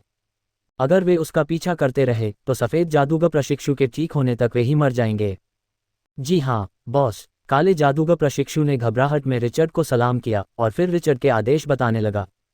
बॉस ने आदेश दिया है, पीछा करना बंद करो, पीछा करना बंद करो। रिचर्ड का आदेश तुरंत पारित कर दिया गया, लेकिन पिछले आदेशों के विपरीत जिनका सख्ती से पालन किया जाता था, इस आदेश ने कई काले जादूगर प्रशिक्षुओं में संदेह पैदा कर दिया। बॉस, ये सफ़ेद जादूगर प्रशिक्षु बहुत मोटे हैं, अगर हम उनका पीछा नहीं करेंगे तो सब बेकार हो जाएगा। रिचर्ड ने चुपचाप उन प्रशिक्षुओं को देखा जिन्होंने अपनी राय रखी थी, और उसकी ठंडी निगाहों ने उन्हें सिहरन से भर दिया। रिचर्ड, तुम पीछा क्यों नहीं करते? यूजीन प्रशिक्षुओं के समूह से बाहर चला गया और रिचर्ड के आदेश का विरोध करने वाले लोग उसके चारों ओर इकट्ठा हो गए। क्यों? रिचर्ड ने व्यंग्य किया। मैं कमांडर हूं और तुम कमांडर हो। क्या मुझे अपने फैसले के कारण बताने की जरूरत है? सेना में सबसे जरूरी चीज आज्ञाकारिता है। अगर उसे अपने अधीनस्थों को हर आदेश का कारण समझाना पड़े तो युद्ध लड़ने का कोई मतलब नहीं है। ये सुनते ही यूजीन का चेहरा बदल गया और वह तुरंत गुस्से में दिखने लगा। रिचर्ड, क्या तुम सच में सोचते हो कि तुम जादूगर हो? हम सब प्रशिक्षु हैं। चूंकि तुम ज्यादा ताकतवर हो इसलिए तुम्हें नेता बनाया जा रहा है, क्योंकि हम तुम्हें इज्जत दे रहे हैं। अगर सब तुम्हें नहीं चाहते तो तुम कुछ भी नहीं। जैसे ही ये शब्द बोले गए कई प्रशिक्षुओं ने तुरंत उनकी बात दोहराई। बिल्कुल सही, अगर सब तुम्हें नहीं चाहते तो तुम कुछ भी नहीं। स्वयंभू कमांडर सचमुच खुद को बहुत ज्यादा गंभीरता से लेता है। ये सफेद जादूगर प्रशिक्षु इतने कमजोर हैं कि हम बिना नेता के भी जीत सकते हैं। ... रिचर्ड ने सभी टिप्पणियों पर उपहास किया और चुपके से उन लोगों पर ध्यान दिया जो उनसे सहमत थे। रिचर्ड के बारे में इन लोगों की शुरू से ही अपनी राय थी, लेकिन रिचर्ड की ताकत के कारण वे उसे व्यक्त करने की हिम्मत नहीं कर पाए। अब जब उनके सामने यूजीन जैसा लंबा आदमी था तो स्वाभाविक रूप से उनका असली चेहरा सामने आ गया। यूजीन, जो आगे था, ने ये आवाज़ें सुनी और मन ही मन गर्व महसूस किया। श्वेत जादूगर के प्रशिक्षु के साथ अपनी पहली लड़ाई के दौरान उसे इस बात का पछतावा हुआ कि उसे नेतृत्व इतनी आसानी से नहीं सौंपना चाहिए था। ये श्वेत जादूगर प्रशिक्षु कितने मूर्ख हैं। लेकिन दुर्भाग्य से कहे गए शब्द वापस नहीं लिए जा सकते और नेतृत्व रिचर्ड के हाथों में आ गया है। जब तक रिचर्ड का निर्णय सही है वह फिर कभी नेतृत्व हासिल नहीं कर पाएगा। लेकिन उसने उम्मीद नहीं की थी कि रिचर्ड की गलती इतनी जल्दी सामने आ जाएगी। अगर उसने इस मौके का फायदा उठाया तो वह रिचर्ड के नेतृत्व की स्थिति को हिलाकर रख देगा और नेतृत्व भी हथिया लेगा। ठीक है, मैं कुछ भी नहीं हूं, रिचर्ड ने व्यंग्य किया और अपनी जादुई जेब से अपनी दानव भक्षक महातलवार निकाली। लगता है यूजीन, तुम्हें जनमत का नेता बनना ही होगा। मैं नेता बनने की हिम्मत नहीं करता, लेकिन सब ऐसा ही सोचते हैं, यूजीन ने नेकदिली से कहा। लेकिन जनमत का नेता बनना इतना आसान नहीं है। दानव भक्षक की तलवार काली लपटों से प्रज्वलित हुई और जादुई शक्ति के विस्फोट ने तुरंत आसपास के प्रशिक्षुओं को तितर-बितर कर दिया। यूजीन पीछे नहीं हटना चाहता था और उसके हाथ में मौजूद छड़ी जादुई शक्ति से फूट पड़ी। काले जादूगरों का नियम है कि मुट्ठी जितनी बड़ी होती है उतनी ही शक्तिशाली होती है। फिलहाल रिचर्ड के प्रति प्रशिक्षुओं का असंतोष इतना नहीं बढ़ा है कि वे उसे उखाड़ फेंकें। अगर यूजीन इस समय रिचर्ड के नेतृत्व को उखाड़ फेंकना चाहता है तो उसे और बड़ी मुट्ठी का इस्तेमाल करना होगा। रिचर्ड ने अपना हाथ हिलाया और अग्नि दानव उसके पास आ गया। उसके शरीर पर ऊर्जा के उतार चढ़ाव से पता चल रहा था कि उसकी शक्ति एक वरिष्ठ जादूगर प्रशिक्षु के स्तर की थी। लेकिन यूजीन पीछे नहीं हटना चाहता था। उसने अपनी जादुई जेब से एक पिंजरा निकाला और पिंजरे के अंदर लगातार नाचती लपटों का एक गोला था। यूजीन थोड़ा मुस्कुराया, फिर पिंजरा खोला और एक अग्नि पक्षी को मुक्त किया जिसकी शक्ति एक वरिष्ठ प्रशिक्षु के लगभग बराबर थी। तत्वीय जीव मेरे पास भी हैं। हालांकि इस अग्निपक्षी की शक्ति किसी वरिष्ठ प्रशिक्षु जितनी प्रबल नहीं है, फिर भी यह अग्निदैत्य को अवश्य रोक सकता है। जब तक यूजीन रिचर्ड से जल्द निपट लेता है, अग्निदैत्य स्वाभाविक रूप से उसके हाथ में होगा। रिचर्ड ने बोलना बंद कर दिया और उसके शरीर पर काले शल्क दिखाई देने लगे। अंधकार जादूगर शिविर के दो शीर्ष प्रशिक्षुओं के बीच सत्ता के लिए संघर्ष शुरू हो गया। ध्यान श्वेत जादूगर प्रशिक्षु पर केंद्रित करें। अंधेरे जादूगर प्रशिक्षु आपस में लड़ रहे थे और स्वाभाविक रूप से पराजित श्वेत जादूगर प्रशिक्षु भी शांत नहीं होंगे। हार के बाद संसाधन केंद्र पर लौटते ही ओले से पूछताछ की गई और उससे पूछताछ करने वाला व्यक्ति बाटोस था, जिसने पहले कभी युद्ध में भाग नहीं लिया था। श्वेत जादूगर संसाधन केंद्र की एक नवनिर्मित इमारत में बाटोस और श्वेत जादूगर प्रशिक्षुओं में से वरिष्ठ प्रशिक्षु एकत्रित हुए। ओलेई, लगता है तुम्हारी रणनीति विफल हो गई है। बाटोस ने अपनी ठुड्डी पकड़ी और आधी मुस्कान के साथ ओलेई को देखा। ओलेई चुप रहा, पीठ के सहारे टिका हुआ और चुपचाप कमरे में प्रशिक्षुओं को देख रहा था। मैं हार गया, तो क्या हुआ? ओले ने ठंडे स्वर में कहा, क्या तुम में से कोई उन अंध जादूगर प्रशिक्षुओं के खिलाफ मेरी लड़ाई को अपने हाथ में लेना चाहता है? बोलते हुए उसने अपनी नज़र बाटोस की ओर घुमाई, जो मुख्य सीट पर बैठा था। बाटोस, क्या तुम कमान संभालना चाहते हो? उन प्रशिक्षुओं के इस समूह का नेतृत्व करो जिन्होंने अपना साहस और इच्छाशक्ति खो दी है और उन काले जादूगर प्रशिक्षुओं से लड़ने की कोशिश कर रहे हो जो जोश से भरे हैं और खून से उभरे हैं। देखो तुम क्या कह रहे हो। बाटोस मुस्कुराया, मेरा मतलब सम्राट को पद छोड़ने के लिए मजबूर करना नहीं है। लेकिन उसने विषय बदल दिया और कहा, लेकिन अकादमी द्वारा हमें सिखाए गए नियमों के अनुसार अब मुझे एक जनरल स्टाफ की स्थापना की आवश्यकता है। सभी वरिष्ठ प्रशिक्षु स्टाफ में शामिल होंगे और सैन्य निर्णयों में भाग लेंगे। स्टाफ। ओले अचानक हंसा, एक मजाकिया हंसी। बाटोज, तुम अब भी वैसे ही हो। जिम्मेदारी लेने की इच्छाशक्ति के अभाव में तुम हमेशा एक फिसलन भरा नॉनस्टिक तवा ही रहोगे। बाटोज को ओले के उपहास की परवाह नहीं थी। उसने मेज पर दस्तक दी और कमरे में मौजूद सभी लोगों से कहा, मेरी योजना के बारे में आप क्या सोचते हैं? कुछ अन्य प्रशिक्षु परेशान दिख रहे थे, कुछ उदास, कुछ सोच में डूबे हुए और कुछ ने सीधे निर्णय ले लिया। मैं मैकेनिक की जनरल स्टाफ बनाने की योजना से सहमत हूँ। उद्धरण चिन्ह ... मैं सहमत हूँ। मैं सहमत हूँ। हम अभी और नुकसान नहीं झेल सकते। मैं असहमत हूँ। युद्ध कोई मजाक नहीं है। हमारे पास इस पर चर्चा करने का समय नहीं है। हमें जल्दी से कोई निर्णय लेना होगा। जल्द ही सभी प्रशिक्षुओं ने मतदान किया और अंततः उनका ध्यान ओलेई पर गया। प्रशिक्षुओं में सबसे शक्तिशाली और नेता होने के नाते ओलेई शांतिपूर्वक सत्ता का हस्तांतरण कर पाएगा या नहीं, ये भविष्य के युद्धों से जुड़ा है। जादूगर के युद्ध में टीम महत्वपूर्ण होने के बावजूद व्यक्तिगत शक्ति भी एक बड़ी भूमिका निभाती है। कभी कभी किसी महत्वपूर्ण क्षण में एक मजबूत व्यक्ति के कार्य पूरे युद्ध की स्थिति को बदल सकते हैं। ओलेई खड़ा हुआ, सबकी तरफ देखा, फिर मुड़कर कमरे से बाहर चला गया। वह जानता था कि अब और बात करना व्यर्थ है और इससे वह और भी हास्यास्पद हो जाएगा। मैं एक जनरल स्टाफ की स्थापना के लिए सहमत हूँ।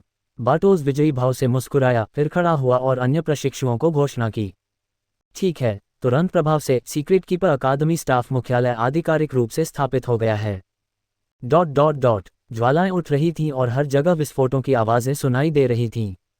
घने जंगल में अग्निदानव और अग्निपक्षी लड़ रहे थे। अग्निदानव ने अपना हाथ उठाया और उसके हाथ में अग्नि तत्वों का एक गोला इकट्ठा हो गया, जो एक जलते हुए भाले में बदल गया। मूर्ख अग्नि पशु, महान प्रथम के भाले का स्वाद चखो। अग्नि पक्षी चिल्लाया और उसके शरीर से ज्वाला का एक गोला फूट पड़ा। उसकी गति तुरंत बढ़ गई। अग्निदानव का भाला उसके शरीर को छूता हुआ हवा में एक शानदार प्रक्षेपवक्र बना रहा था। ये लड़ाई काफी समय से चल रही है और राक्षस पक्षी की उच्च गतिशीलता उसे बार बार अग्निदानव के घातक हमलों से बचने में सक्षम बनाती है। अगर कुछ अप्रत्याशित नहीं हुआ तो ये लड़ाई ऐसे ही जारी रहेगी। लेकिन युद्ध के मैदान के दूसरी ओर रिचर्ड और यूजीन की लड़ाई अपने अंत के करीब थी। राक्षस, कैसा राक्षस है? यूजीन अपने सामने खड़े काले दानव को देखकर घबराकर चिल्लाया। उसने अपनी जादुई शक्ति बढ़ाने के लिए जादुई पत्थर निकाला, फिर अपनी छड़ी घुमाई। एक अग्नि कोआ रिचर्ड के शरीर से टकराया और एक भयंकर ज्वाला फूट पड़ी। लेकिन लपटें गायब होने के बाद काला दानव धीरे धीरे उसकी ओर बढ़ता रहा और विस्फोट से लगे घाव नंगी आंखों से दिखाई देने वाली गति से ठीक हो रहे थे। इससे पहले काले दानव पर उसके कम से कम 1 दर्जन मंत्रों का प्रहार हो चुका था, जिनमें अग्नि और बर्फ भी शामिल थे, और प्रत्येक ऊर्जा स्तर 50 से अधिक था। लेकिन जब वे सामने खड़े दानव पर प्रहार करते तो वे केवल कुछ मामूली घाव ही छोड़ पाते, ज्यादा से ज्यादा एक खूनी गड्ढा। मैं किस तरह के राक्षस से लड़ रहा हूँ? यूजीन के सामने रिचर्ड हाथ में एक बड़ी तलवार लिए धीरे धीरे उसकी ओर बढ़ा। जब लड़ाई शुरू हुई तो रिचर्ड इसे जल्द से जल्द खत्म करना चाहता था, लेकिन यूजीन से लड़ने के बाद रिचर्ड का ये विचार अचानक खत्म हो गया। रिचर्ड को नहीं पता था कि यूजीन का शिक्षक आरोन क्या था। पढ़ाई कर रहे थे, लेकिन यूजीन के साथ उनकी लड़ाई से ऐसा लग रहा था कि मास्टर आरोन ने जादू के इस्तेमाल पर काफ़ी शोध किया था। उनके सामने खड़ा यूजीन पहले ही 30 से ज़्यादा मंत्र पढ़ चुका था, लेकिन अब उसने अपनी जादुई शक्ति को फिर से भरने के लिए जादुई पत्थरों का इस्तेमाल करना शुरू किया। इसका मतलब है कि उसके मंत्र बहुत कम मान की खपत करते हैं। लेकिन यूजीन के मंत्र काफ़ी शक्तिशाली थे, जिनमें से कई 100 के स्तर के करीब थे। अपने मान की खपत के साथ यूजीन को एक जादू मशीन गन कहा जा सकता है और बहुत कम जादूगर ऐसे हमले का सामना कर सकते हैं।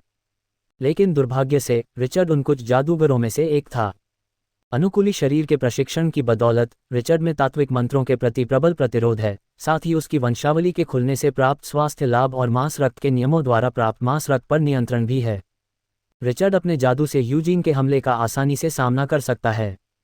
इस अवसर का लाभ उठाते हुए रिचर्ड अपने आसपास के काले जादूगरों को अपनी मार्शल आर्ट का कौशल दिखाना चाहता था, ताकि वे उसके ताकत। ऐसा भविष्य में इसी तरह के आंतरिक संघर्षों को दोबारा होने से रोकने के लिए किया जाता है।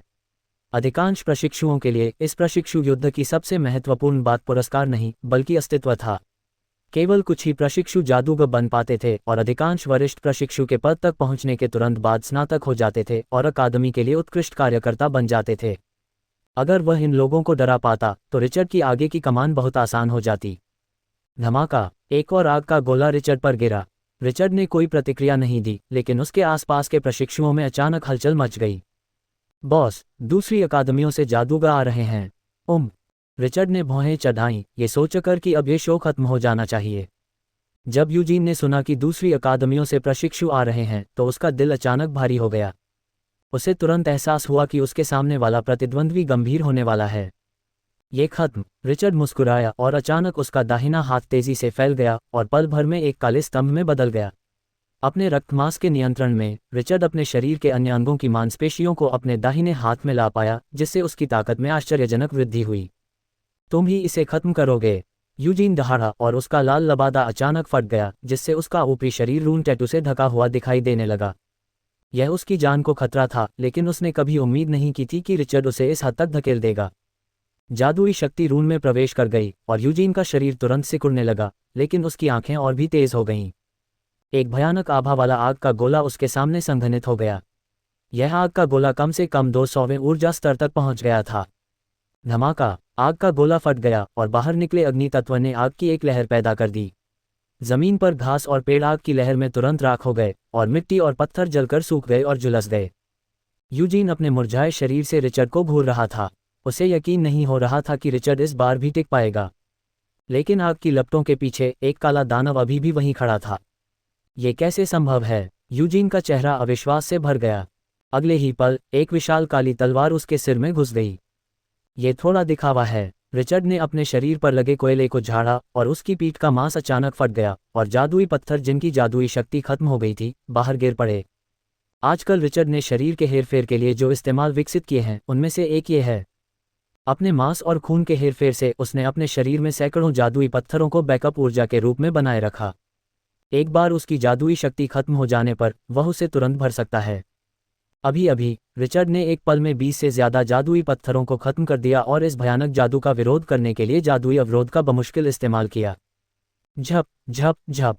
रिचर्ड के पीछे से तालियों की गड़गड़ाहट सुनाई दी।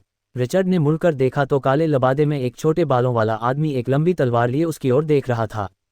छोटे बालों वाले उस आदमी के सुनहरे बाल थे, उसने चश्मा पहना हुआ था और वह बहुत ताकतवर लग रहा था।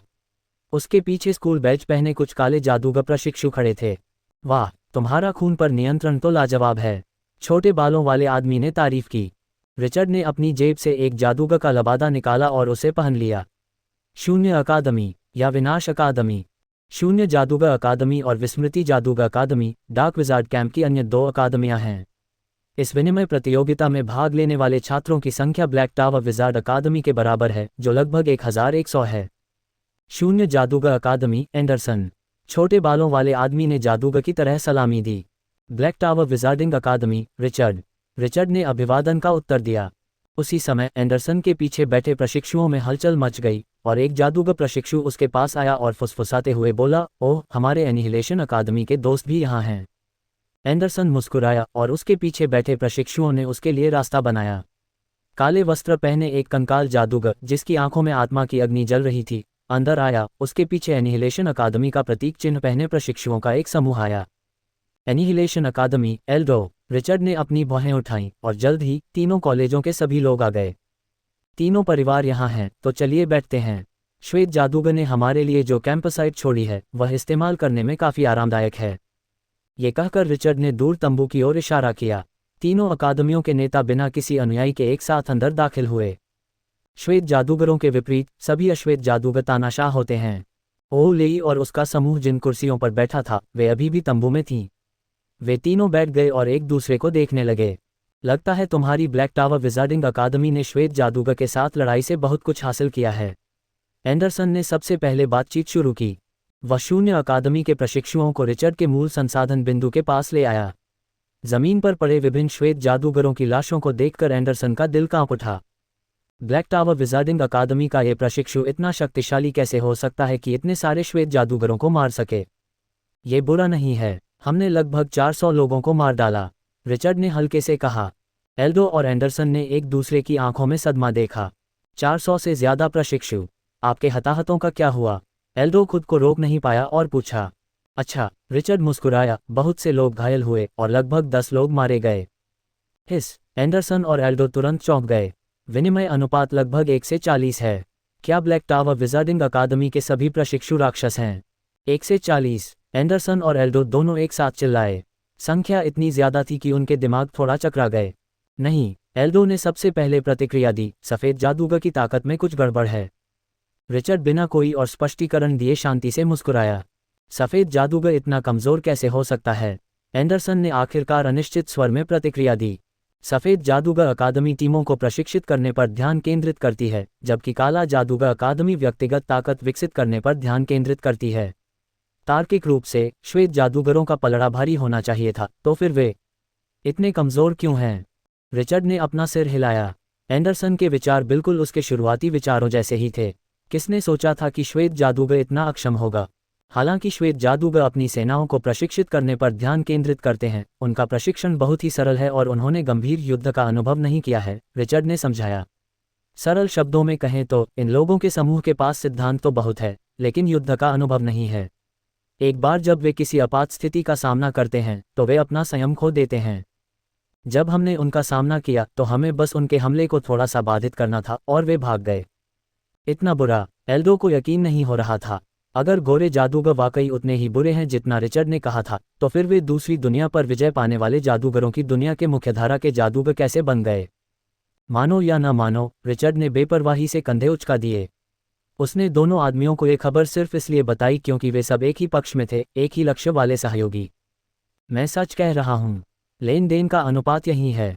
तीनों कॉलेजों में लोगों की संख्या लगभग बराबर है। अगर आप बाहर से गिनती करें तो आप इसे देख सकते हैं। एल्डो और एंडरसन एक पल के लिए चुप रहे और आखिरकार रिचर्ड को धन्यवाद दिया। ये निस्संदेह अच्छी बात है कि रिचर्ड जानकारी साझा करने को तैयार है। तुम दोनों आगे क्या करना चाहते हो? जीत के लिए आगे बढ़ो, रिचर्ड ने उत्सुकता से पूछा। ब्लैक टावर विजार्डिंग अकादमी हमला करने की योजना नहीं बना रही है। एंडरसन ने भौहें चढ़ाईं, ये सोचकर कि शायद रिचर्ड जो कह रहा था वह झूठ था। अगर सफ़ेद जादूगर उतना ही बेकार था जितना उसने कहा था, तो उनके पीछा न करने का कोई कारण नहीं था। खैर, ब्लैक टावर विजार्डिंग अकादमी में हम उनका पीछा करने की योजना नहीं बना रहे हैं। रिचर्ड ने सिर हिलाया। अभी हमारे अंदर कुछ अंदरूनी समस्याएं हैं। मैंने अभी अभी एक उपद्रवी से निपटा है और अब हमें चीज़ों को सुलझाना होगा।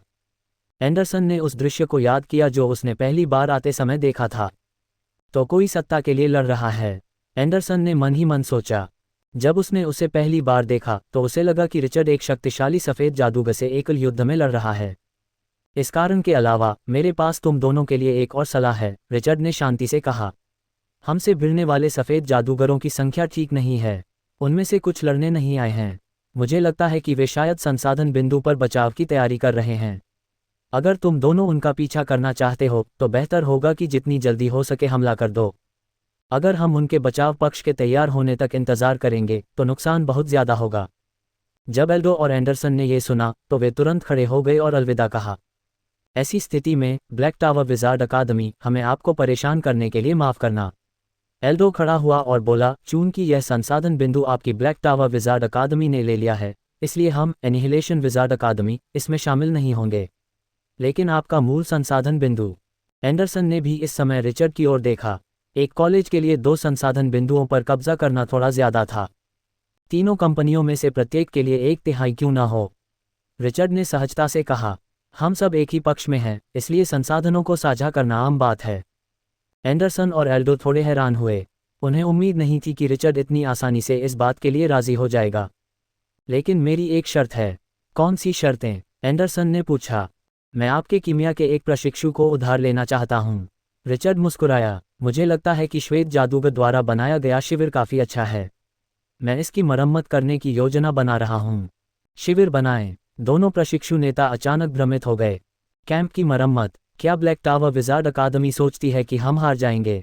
एल्डो ने गहरी आवाज़ में कहा, या तुमने जो जानकारी हमें दी है उसमें कुछ गड़बड़ है? रिचर्ड ने हाथ हिलाया और कहा, मैं अपनी आत्मा की कसम खाता हूं कि मैंने तुम्हें जो खबर बताई है वह झूठी नहीं है। लेकिन मैं स्वभाव से सतर्क व्यक्ति हूं।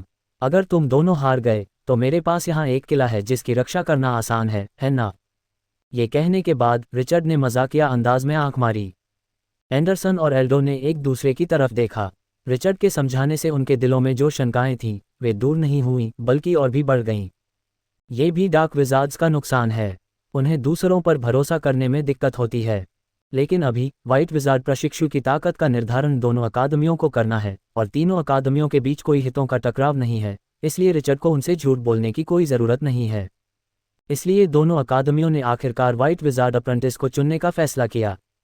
ओब्लिवियन विज़ार्ड अकादमी और वॉर्ड विज़ार्ड अकादमी ने रिचर्ड को कीमिया स्कूल के कुल 30 प्रशिक्षुओं के साथ छोड़ दिया।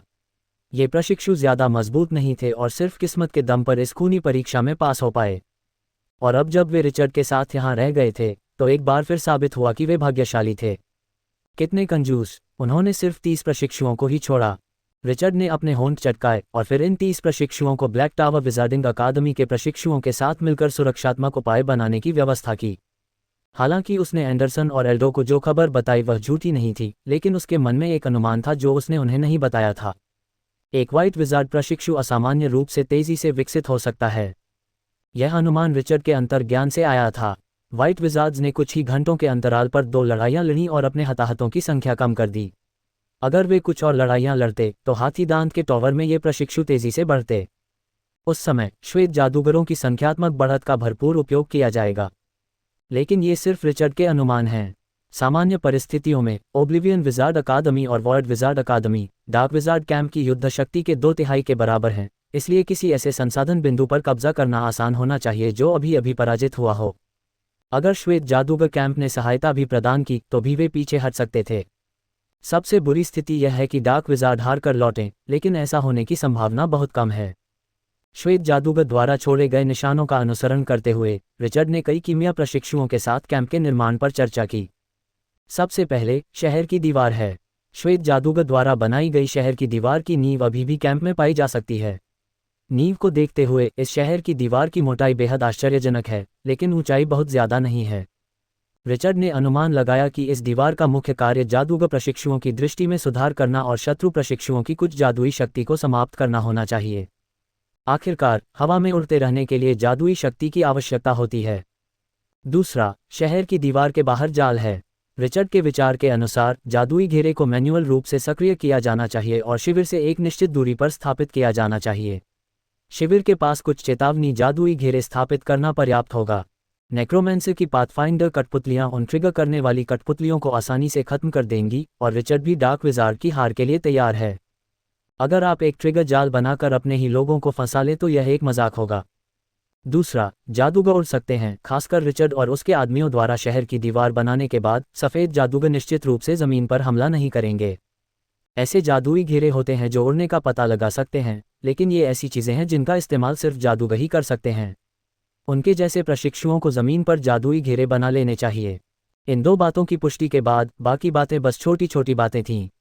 रिचर्ड और कई प्रशिक्षुओं ने अपनी चर्चा पूरी करने के बाद निर्माण शुरू कर दिया। जादूगरों के लिए निर्माण कोई मुश्किल काम नहीं है।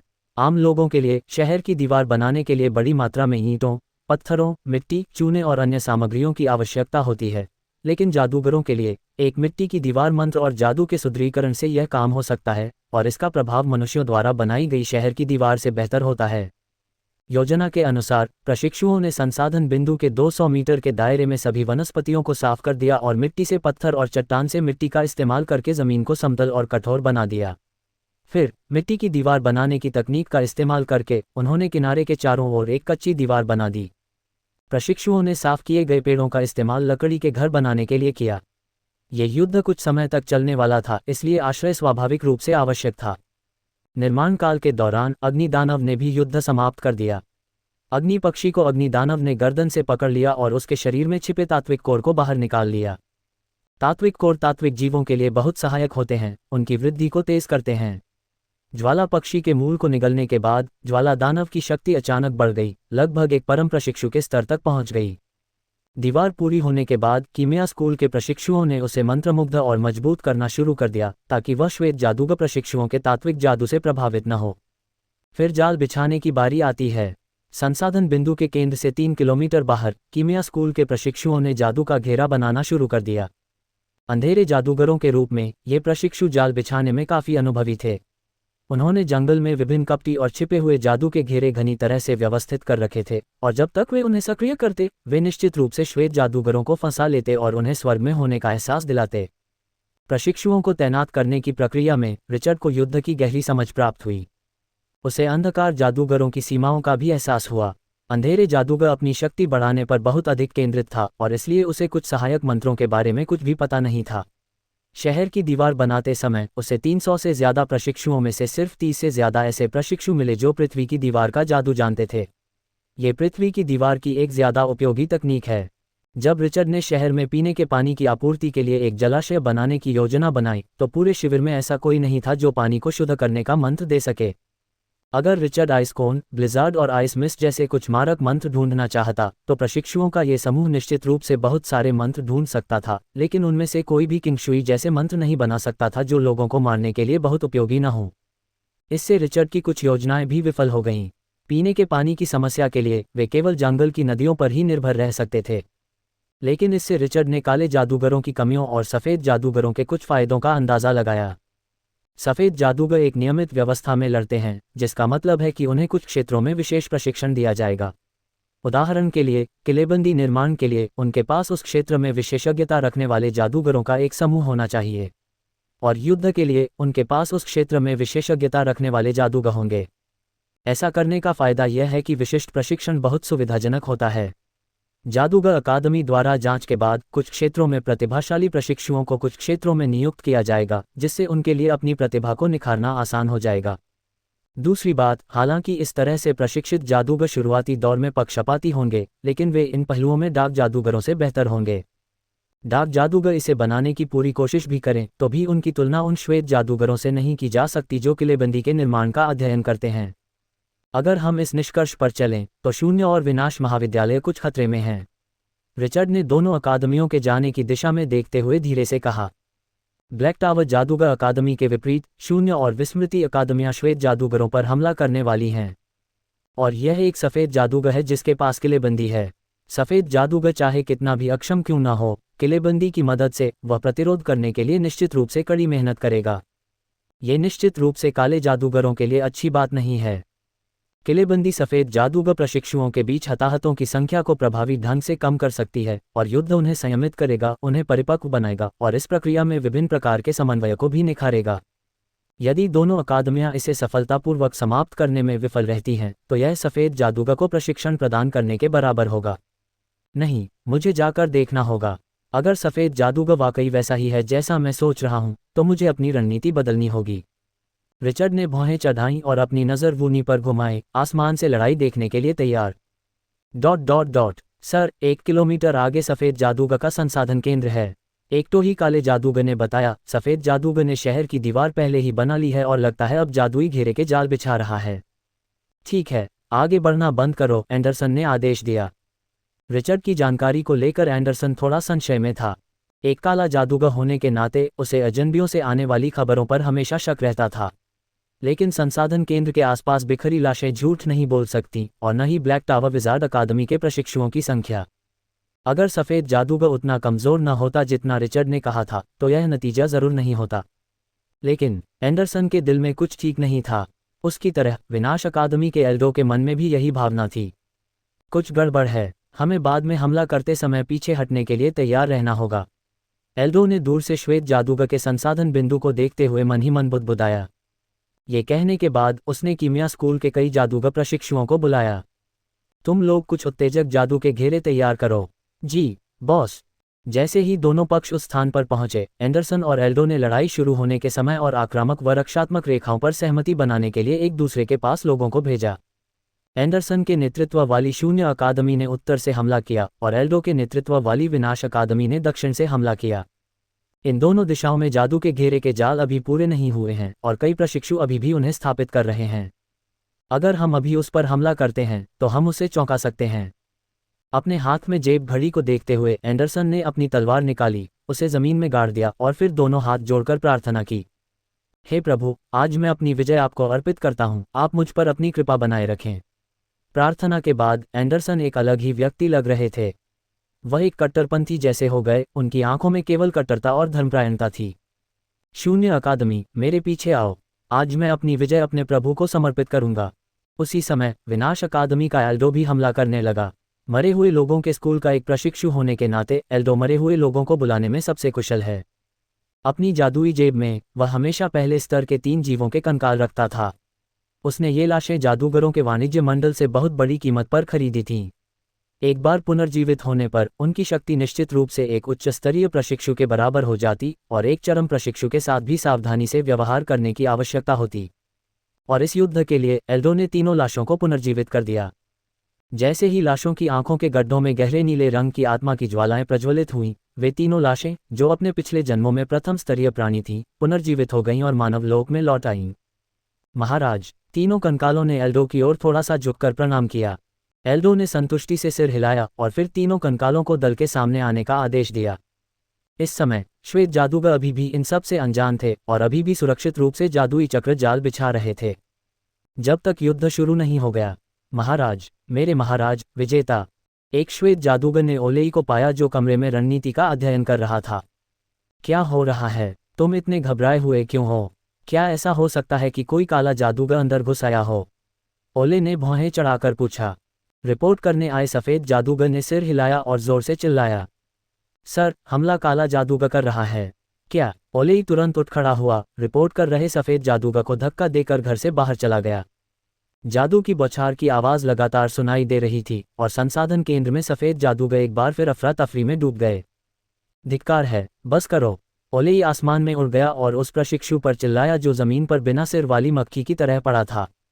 अब सभी प्रशिक्षुओं, मेरी आज्ञा सुनो। क्रम संख्या 1 में व्यवस्थित हो जाओ और दुश्मन से मिलने के लिए तैयार हो जाओ। अब जो भी प्रशिक्षु भागेगा उसे भगोड़ा माना जाएगा।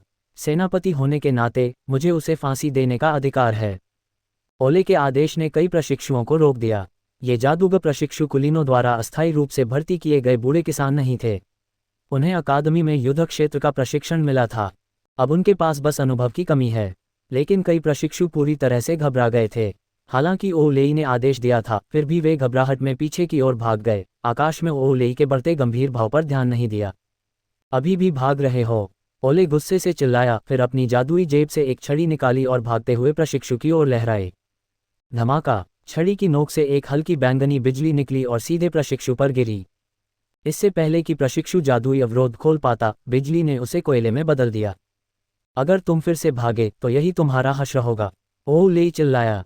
निरोध के उदाहरण के साथ शेष प्रशिक्षु अंततः रुक गए और ओलेई के आदेश के अनुसार एक संरचना बनाने लगे। श्वेत जादूगर विभिन्न शत्रुओं का सामना करते समय विभिन्न संरचनाओं का उपयोग करेगा। अपने सामने आई स्थिति जैसी स्थिति में ओलेई ने सबसे रूढ़िवादी संरचना संख्या 1 को चुना। वह जानता था कि उसके प्रशिक्षु कोई बड़ा त्याग नहीं कर सकते। संख्या 1 संरचना विशेष रूप से रक्षा में अच्छी है। संख्या 1 संरचना एक अर्धवृत्ताकार है। सबसे बाहरी परत रक्षा और निकट सीमा के हमलों का जवाब देने के लिए समर्पित है। अगली परत लंबी दूरी के हमलों के लिए समर्पित है। तीसरी परत दूसरी परत की मारक क्षमता में सहायता और पूरक के लिए है। और अंतिम परत कमांड परत है, जो ओलेई की स्थिति है। प्रशिक्षुओं को उनके द्वारा सीखी गई संरचनाओं के अनुसार व्यवस्थित किया गया था।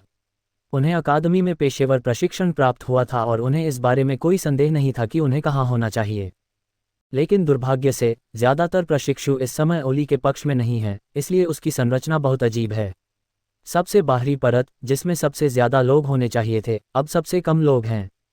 तीसरी परत, जिसमें सबसे कम लोग होने चाहिए थे, अब सबसे ज़्यादा लोग हैं। लेकिन ओली को इस समय इन बातों की परवाह नहीं थी। संरचना का मतलब है संगठित होना, और संगठित होना अव्यवस्थित होने से बेहतर है। उत्तर की ओर बढ़ो, ओली ने आदेश दिया। इस समय संसाधन बिंदु के उत्तर की ओर शून्य जादूगर अकादमी के प्रशिक्षु सभी को मार रहे थे। एंडरसन के काले वस्त्र से खून टपक रहा था और उसके हाथ में तलवार भी खून से सनी हुई थी, जिससे एक अजीब सी लाल रोशनी निकल रही थी। हा, ब्लैक टावर अकादमी ने जो कहा वह सच है। ये गोरे जादूगर वाकई मुर्गियों जितने कमज़ोर हैं। एंडरसन हंसा, मुड़ा और एक आते हुए आग के गोले को 2 टुकड़ों में बांट दिया। भड़कती लपटें उसके शरीर को चीरती हुई, लेकिन एक हल्के लाल रंग के अवरोध ने सभी अग्नि तत्वों को रोक दिया। वह आगे बढ़ा और उस प्रशिक्षु की ओर दौड़ा जिसने मंत्र दिया था। उसकी आभा नरक के किसी राक्षस जैसी थी और आम लोग उसे देखकर भयभीत हो जाते। लेकिन मंत्र देने वाला प्रशिक्षु कोई साधारण व्यक्ति नहीं था। उसने जादूगर का सफ़ेद लबादा पहना हुआ था, उसका चेहरा वीरतापूर्ण था और उसके लंबे सफ़ेद बाल युद्ध के मैदान में लहरा रहे थे। आक्रामक एंडरसन का सामना करते हुए उसकी भौहों में घबराहट का जरा भी निशान नहीं था। सफ़ेद बालों वाले प्रशिक्षु ने इशारा किया और उसके चारों ओर कई बर्फ के शंकु प्रकट हुए, जो एंडरसन की ओर घूमते और उछलते हुए आ रहे थे। एंडरसन ने न तो चकमा दिया और न ही टाला। उसने अपने हाथ में लाल तलवार उठाए और उसे घुमाया, जिससे आने वाला बर्फ का शंकु विक्षेपित हो गया। ये देखकर कि मंत्र का कोई असर नहीं हुआ, सफ़ेद बालों वाला प्रशिक्षु 2 कदम पीछे हटा और अपने हाथ में छड़ी लहराई। छड़ी की नोक से एक सफ़ेद धुंध फैल गई और एंडरसन को घेर लिया। बर्फ की धुंध। एंडरसन ने भौहें चढ़ाईं, ये समझते हुए कि यह मंत्र क्या था। बर्फ की धुंध एक ऐसा मंत्र है जो विशेष शारीरिक स्थितियों वाले लोगों को लक्षित करता है। इस मंत्र के अंदर मौजूद बर्फ के कण प्राणी की त्वचा और श्वसन पथ के माध्यम से उसके शरीर में प्रवेश कर जाते हैं, जिससे उसे हिलने डुलने में कठिनाई होती है और यहाँ तक कि शीतदंश भी हो सकता है। और यह आइस मिस्ट का मूल संस्करण है। आजकल ज़्यादातर जादूगर प्रशिक्षु आइस मिस्ट मंत्र को संशोधित करके उसका रखरखाव समय और यहाँ तक कि ठंड से होने वाले नुकसान का स्तर भी बढ़ा देते हैं। सफ़ेद बालों वाला प्रशिक्षु अब कोई साधारण व्यक्ति नहीं लग रहा था, और इस आइस फॉग तकनीक को शायद उसने ही संशोधित किया था। इसलिए, हालांकि एंडरसन एक वरिष्ठ प्रशिक्षु था, फिर भी उसने सावधानी बरतने की हिम्मत नहीं की। मैंने आइस फॉग तकनीक में बदलाव किया है। बर्फ के क्रिस्टल के कण छोटे हो गए हैं, भेदन क्षमता बढ़ गई है और नुकसान भी ज़्यादा हो गया है। सफ़ेद बालों वाले प्रशिक्षु की आवाज़ बर्फ के कोहरे के बाहर से आई। खास तौर पर उन बर्बर लोगों से निपटने के लिए इस्तेमाल किया जाता है जो शारीरिक बल का इस्तेमाल करना पसंद करते हैं। लेकिन एंडरसन, जो बर्फीले कोहरे में था, उसके चेहरे पर एक क्रूर मुस्कान थी। मांस का बर्बर। उसकी आंखें अचानक चमक उठीं और उसने सीधे सफ़ेद बालों वाले प्रशिक्षु की स्थिति की ओर देखा। सिर्फ इसलिए कि मैं हाथापाई खेलता हूँ, क्या इसका मतलब यह है कि मैं शारीरिक रूप से क्रूर हूँ? अचानक एंडरसन के शरीर से एक मानसिक तंतु निकला, जिसने सफ़ेद बालों वाले प्रशिक्षु की मानसिक रक्षा पंक्ति को तुरंत तोड़ दिया। एंडरसन सिर्फ एक भौतिक रसायनज्ञ प्रशिक्षु नहीं था, वह एक गंभीर आत्मा जादूगर प्रशिक्षु था। वह निकट युद्ध में शामिल था क्योंकि सबसे पहले उसने एक काल्पनिक देवता से संबंधित एक जादुई मंत्र सीखा था जो निकट युद्ध के लिए उपयोगी था, और दूसरा सफ़ेद बालों वाले प्रशिक्षु जैसे भोले व्यक्ति को चकमा देने के लिए। आपको किसने बताया कि निकट युद्ध के लिए शरीर के परिष्कार की आवश्यकता होती है? जैसे जैसे एंडरसन की मानसिक शक्ति तबाही मचाती रही, सफ़ेद बालों वाले प्रशिक्षु की आंखों, नाक और यहाँ तक कि कानों से भी खून टपकता रहा।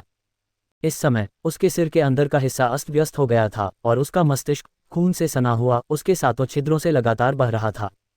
सफ़ेद बालों वाले प्रशिक्षु से छुटकारा पाने के बाद एंडरसन बर्फ के कोहरे से बाहर निकला और अपने शरीर को तान दिया। इस बर्फ के कोहरे के जादू का असर वाकई बहुत तेज था। वह उसमें 2 सेकंड से भी कम समय तक रहा, उसके बाद उसका शरीर अकड़ गया और उसके शरीर के कुछ हिस्से काले शीतदंश से ढक गए। अगर इस प्रशिक्षु को ज़्यादा युद्ध का अनुभव होता, तो एंडरसन अगली लड़ाई में वाकई मुश्किल में पड़ सकता था। एंडरसन ने युद्ध के मैदान में चारों ओर देखा। इस समय लगभग सभी मानसिक रूप से कमज़ोर और डरपोक सफ़ेद जादूगर मर चुके थे। बचे हुए सफ़ेद जादूगर प्रशिक्षु ठीक हो गए थे और काले जादूगरों से लड़ने के लिए 3 या 5 के समूहों में इकट्ठा होने लगे थे। इतनी जल्दी ढल गए? एंडरसन ने थोड़ा भौहें चढ़ाईं। सफ़ेद जादूगर प्रशिक्षुओं ने उसकी अपेक्षा से कहीं ज़्यादा तेज़ी से खुद को ढाल लिया।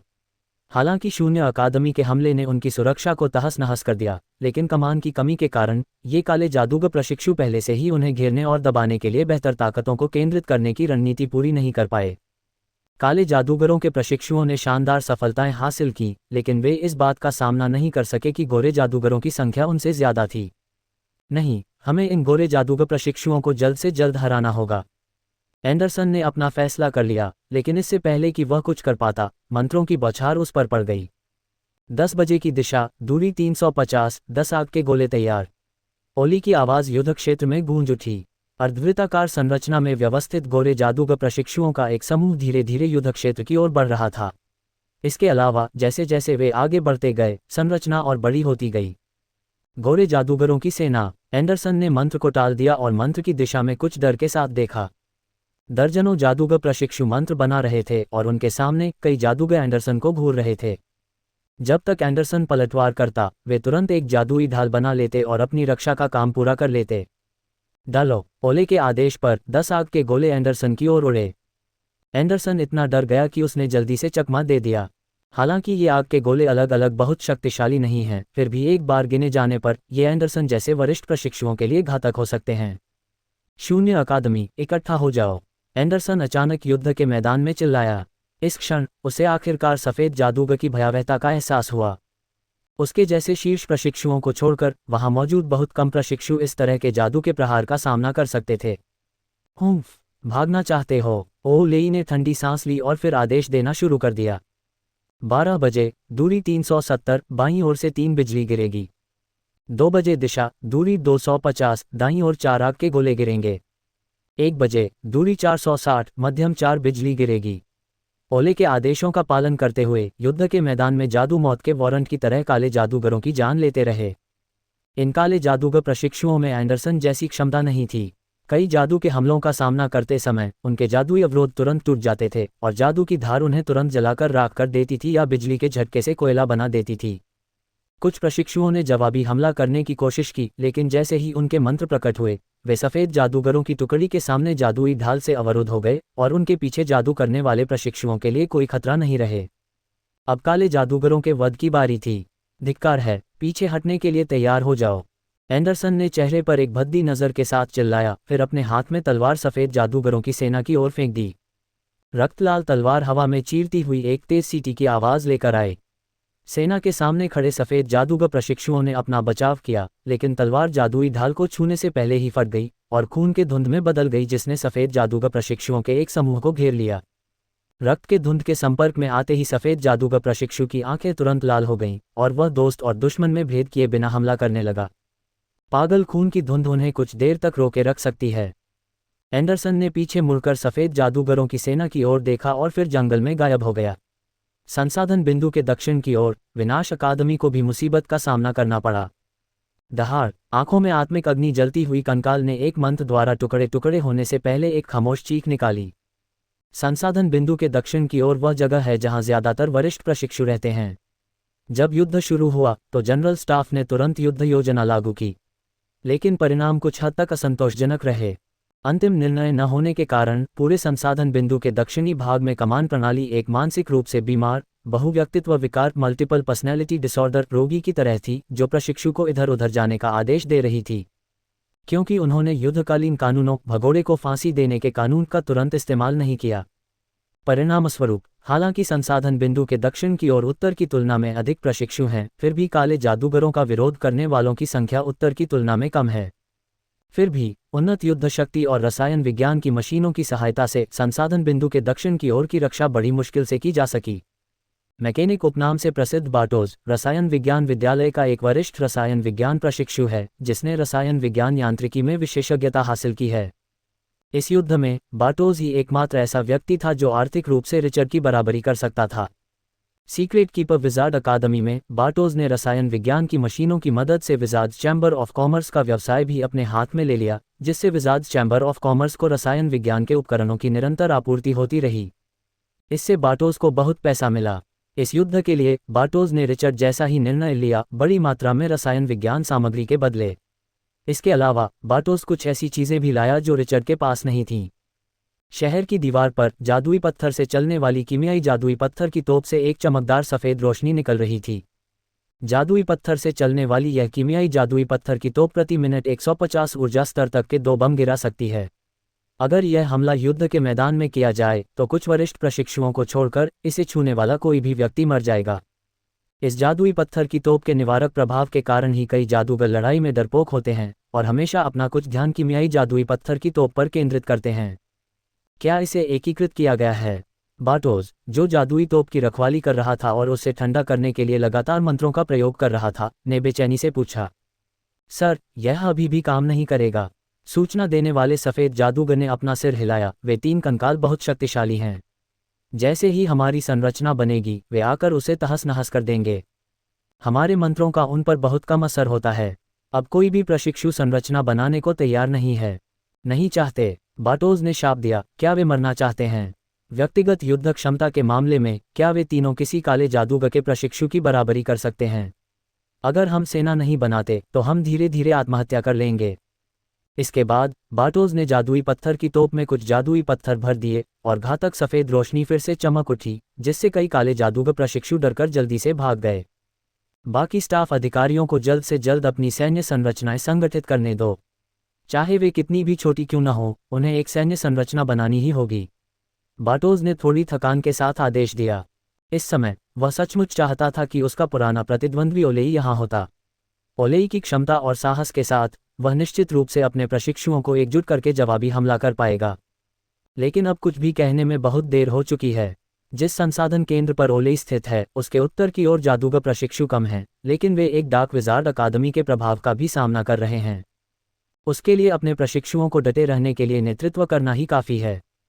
जब तक वह मजबूती से डटा रह सकता है, एक बार जब उसकी तरफ सफ़ेद जादूगरों की सेना इकट्ठा हो जाएगी तो काले जादूगरों के पीछे हटने का समय आ जाएगा। धमाका, धमाका, धमाका। काले जादूगर के पार्श्व से विस्फोटों की एक श्रृंखला सुनाई दी। बाटोज चौंक गया और जल्दी से उधर देखने लगा। मैंने देखा कि सफ़ेद जादूगरों की एक सुव्यवस्थित सेना काले जादूगर प्रशिक्षुओं के पार्श्व पर हमला कर रही है। हर बार जब वे जादू करते तो कई काले जादूगर प्रशिक्षुओं को ले जा सकते थे। आखिरकार बाकी कॉलेज आ गए। बाटोज चौंक गया। इस समय गोरे जादूगरों की यह सेना मनोबल और जुझारूपन से भरी दिख रही है, जो उसके अधीन गोरे जादूगर प्रशिक्षुओं से बिल्कुल अलग है। बाटोज को स्वाभाविक रूप से बाकी 2 कॉलेजों का ख्याल आया। पलटवार के लिए तैयार हो जाओ, सुदृढ़ीकरण आ रहा है। बाटोज चिल्लाया और उसके हाथ में रखी कीमियाई जादुई पत्थर की तोप से एक बार फिर एक घातक सफ़ेद रोशनी निकली। संसाधन बिंदु के दक्षिण की ओर मौजूद गोरे जादूगर प्रशिक्षु ने सुदृढ़ीकरण और इतने शक्तिशाली सुदृढ़ीकरण को आते देखा और ऐसा लगा जैसे उसे कार्डियोटोनिक का इंजेक्शन लगा दिया गया हो और वह तुरंत खड़ा हो गया। सेना गठन, सुदृढ़ीकरण आ रहा है। इस समय एल्डो, जो जंगल में प्रशिक्षुओं का शिकार करने के लिए कंकालों को नियंत्रित कर रहा था, ने ये दृश्य देखा और तुरंत निर्णय लिया। पीछे हटो, पीछे हटो। आदेश मिलते ही विनाश अकादमी के प्रशिक्षु युद्ध से तुरंत अलग हो गए और जंगल में भाग गए, जबकि श्वेत जादूगरों की सेना का उनका पीछा करने का कोई इरादा नहीं था और उन्होंने विनाश अकादमी के काले जादूगरों को भागने दिया। मुझे आश्चर्य है कि ये अतिरिक्त सैनिक किस अकादमी से हैं। युद्ध के मैदान में प्रवेश करते ही वे कितने शांत हो जाते हैं। बाटोज ने अतिरिक्त सैनिकों को देखा और मन ही मन उनकी प्रशंसा की, लेकिन उनके पास पहुंचने से पहले ही एक जाना पहचाना प्रतीक उसकी नज़र में आ गया। गुप्त रक्षक, विद्यालय का प्रतीक। बाटोज ने सेना के कमांड स्तर की ओर शून्य दृष्टि से देखा, तभी उसे एक जाना पहचाना व्यक्ति चुपचाप उसे देखता हुआ दिखाई दिया। बाटोज, क्या यही परिणाम तुम्हारे कर्मचारियों ने दिया है?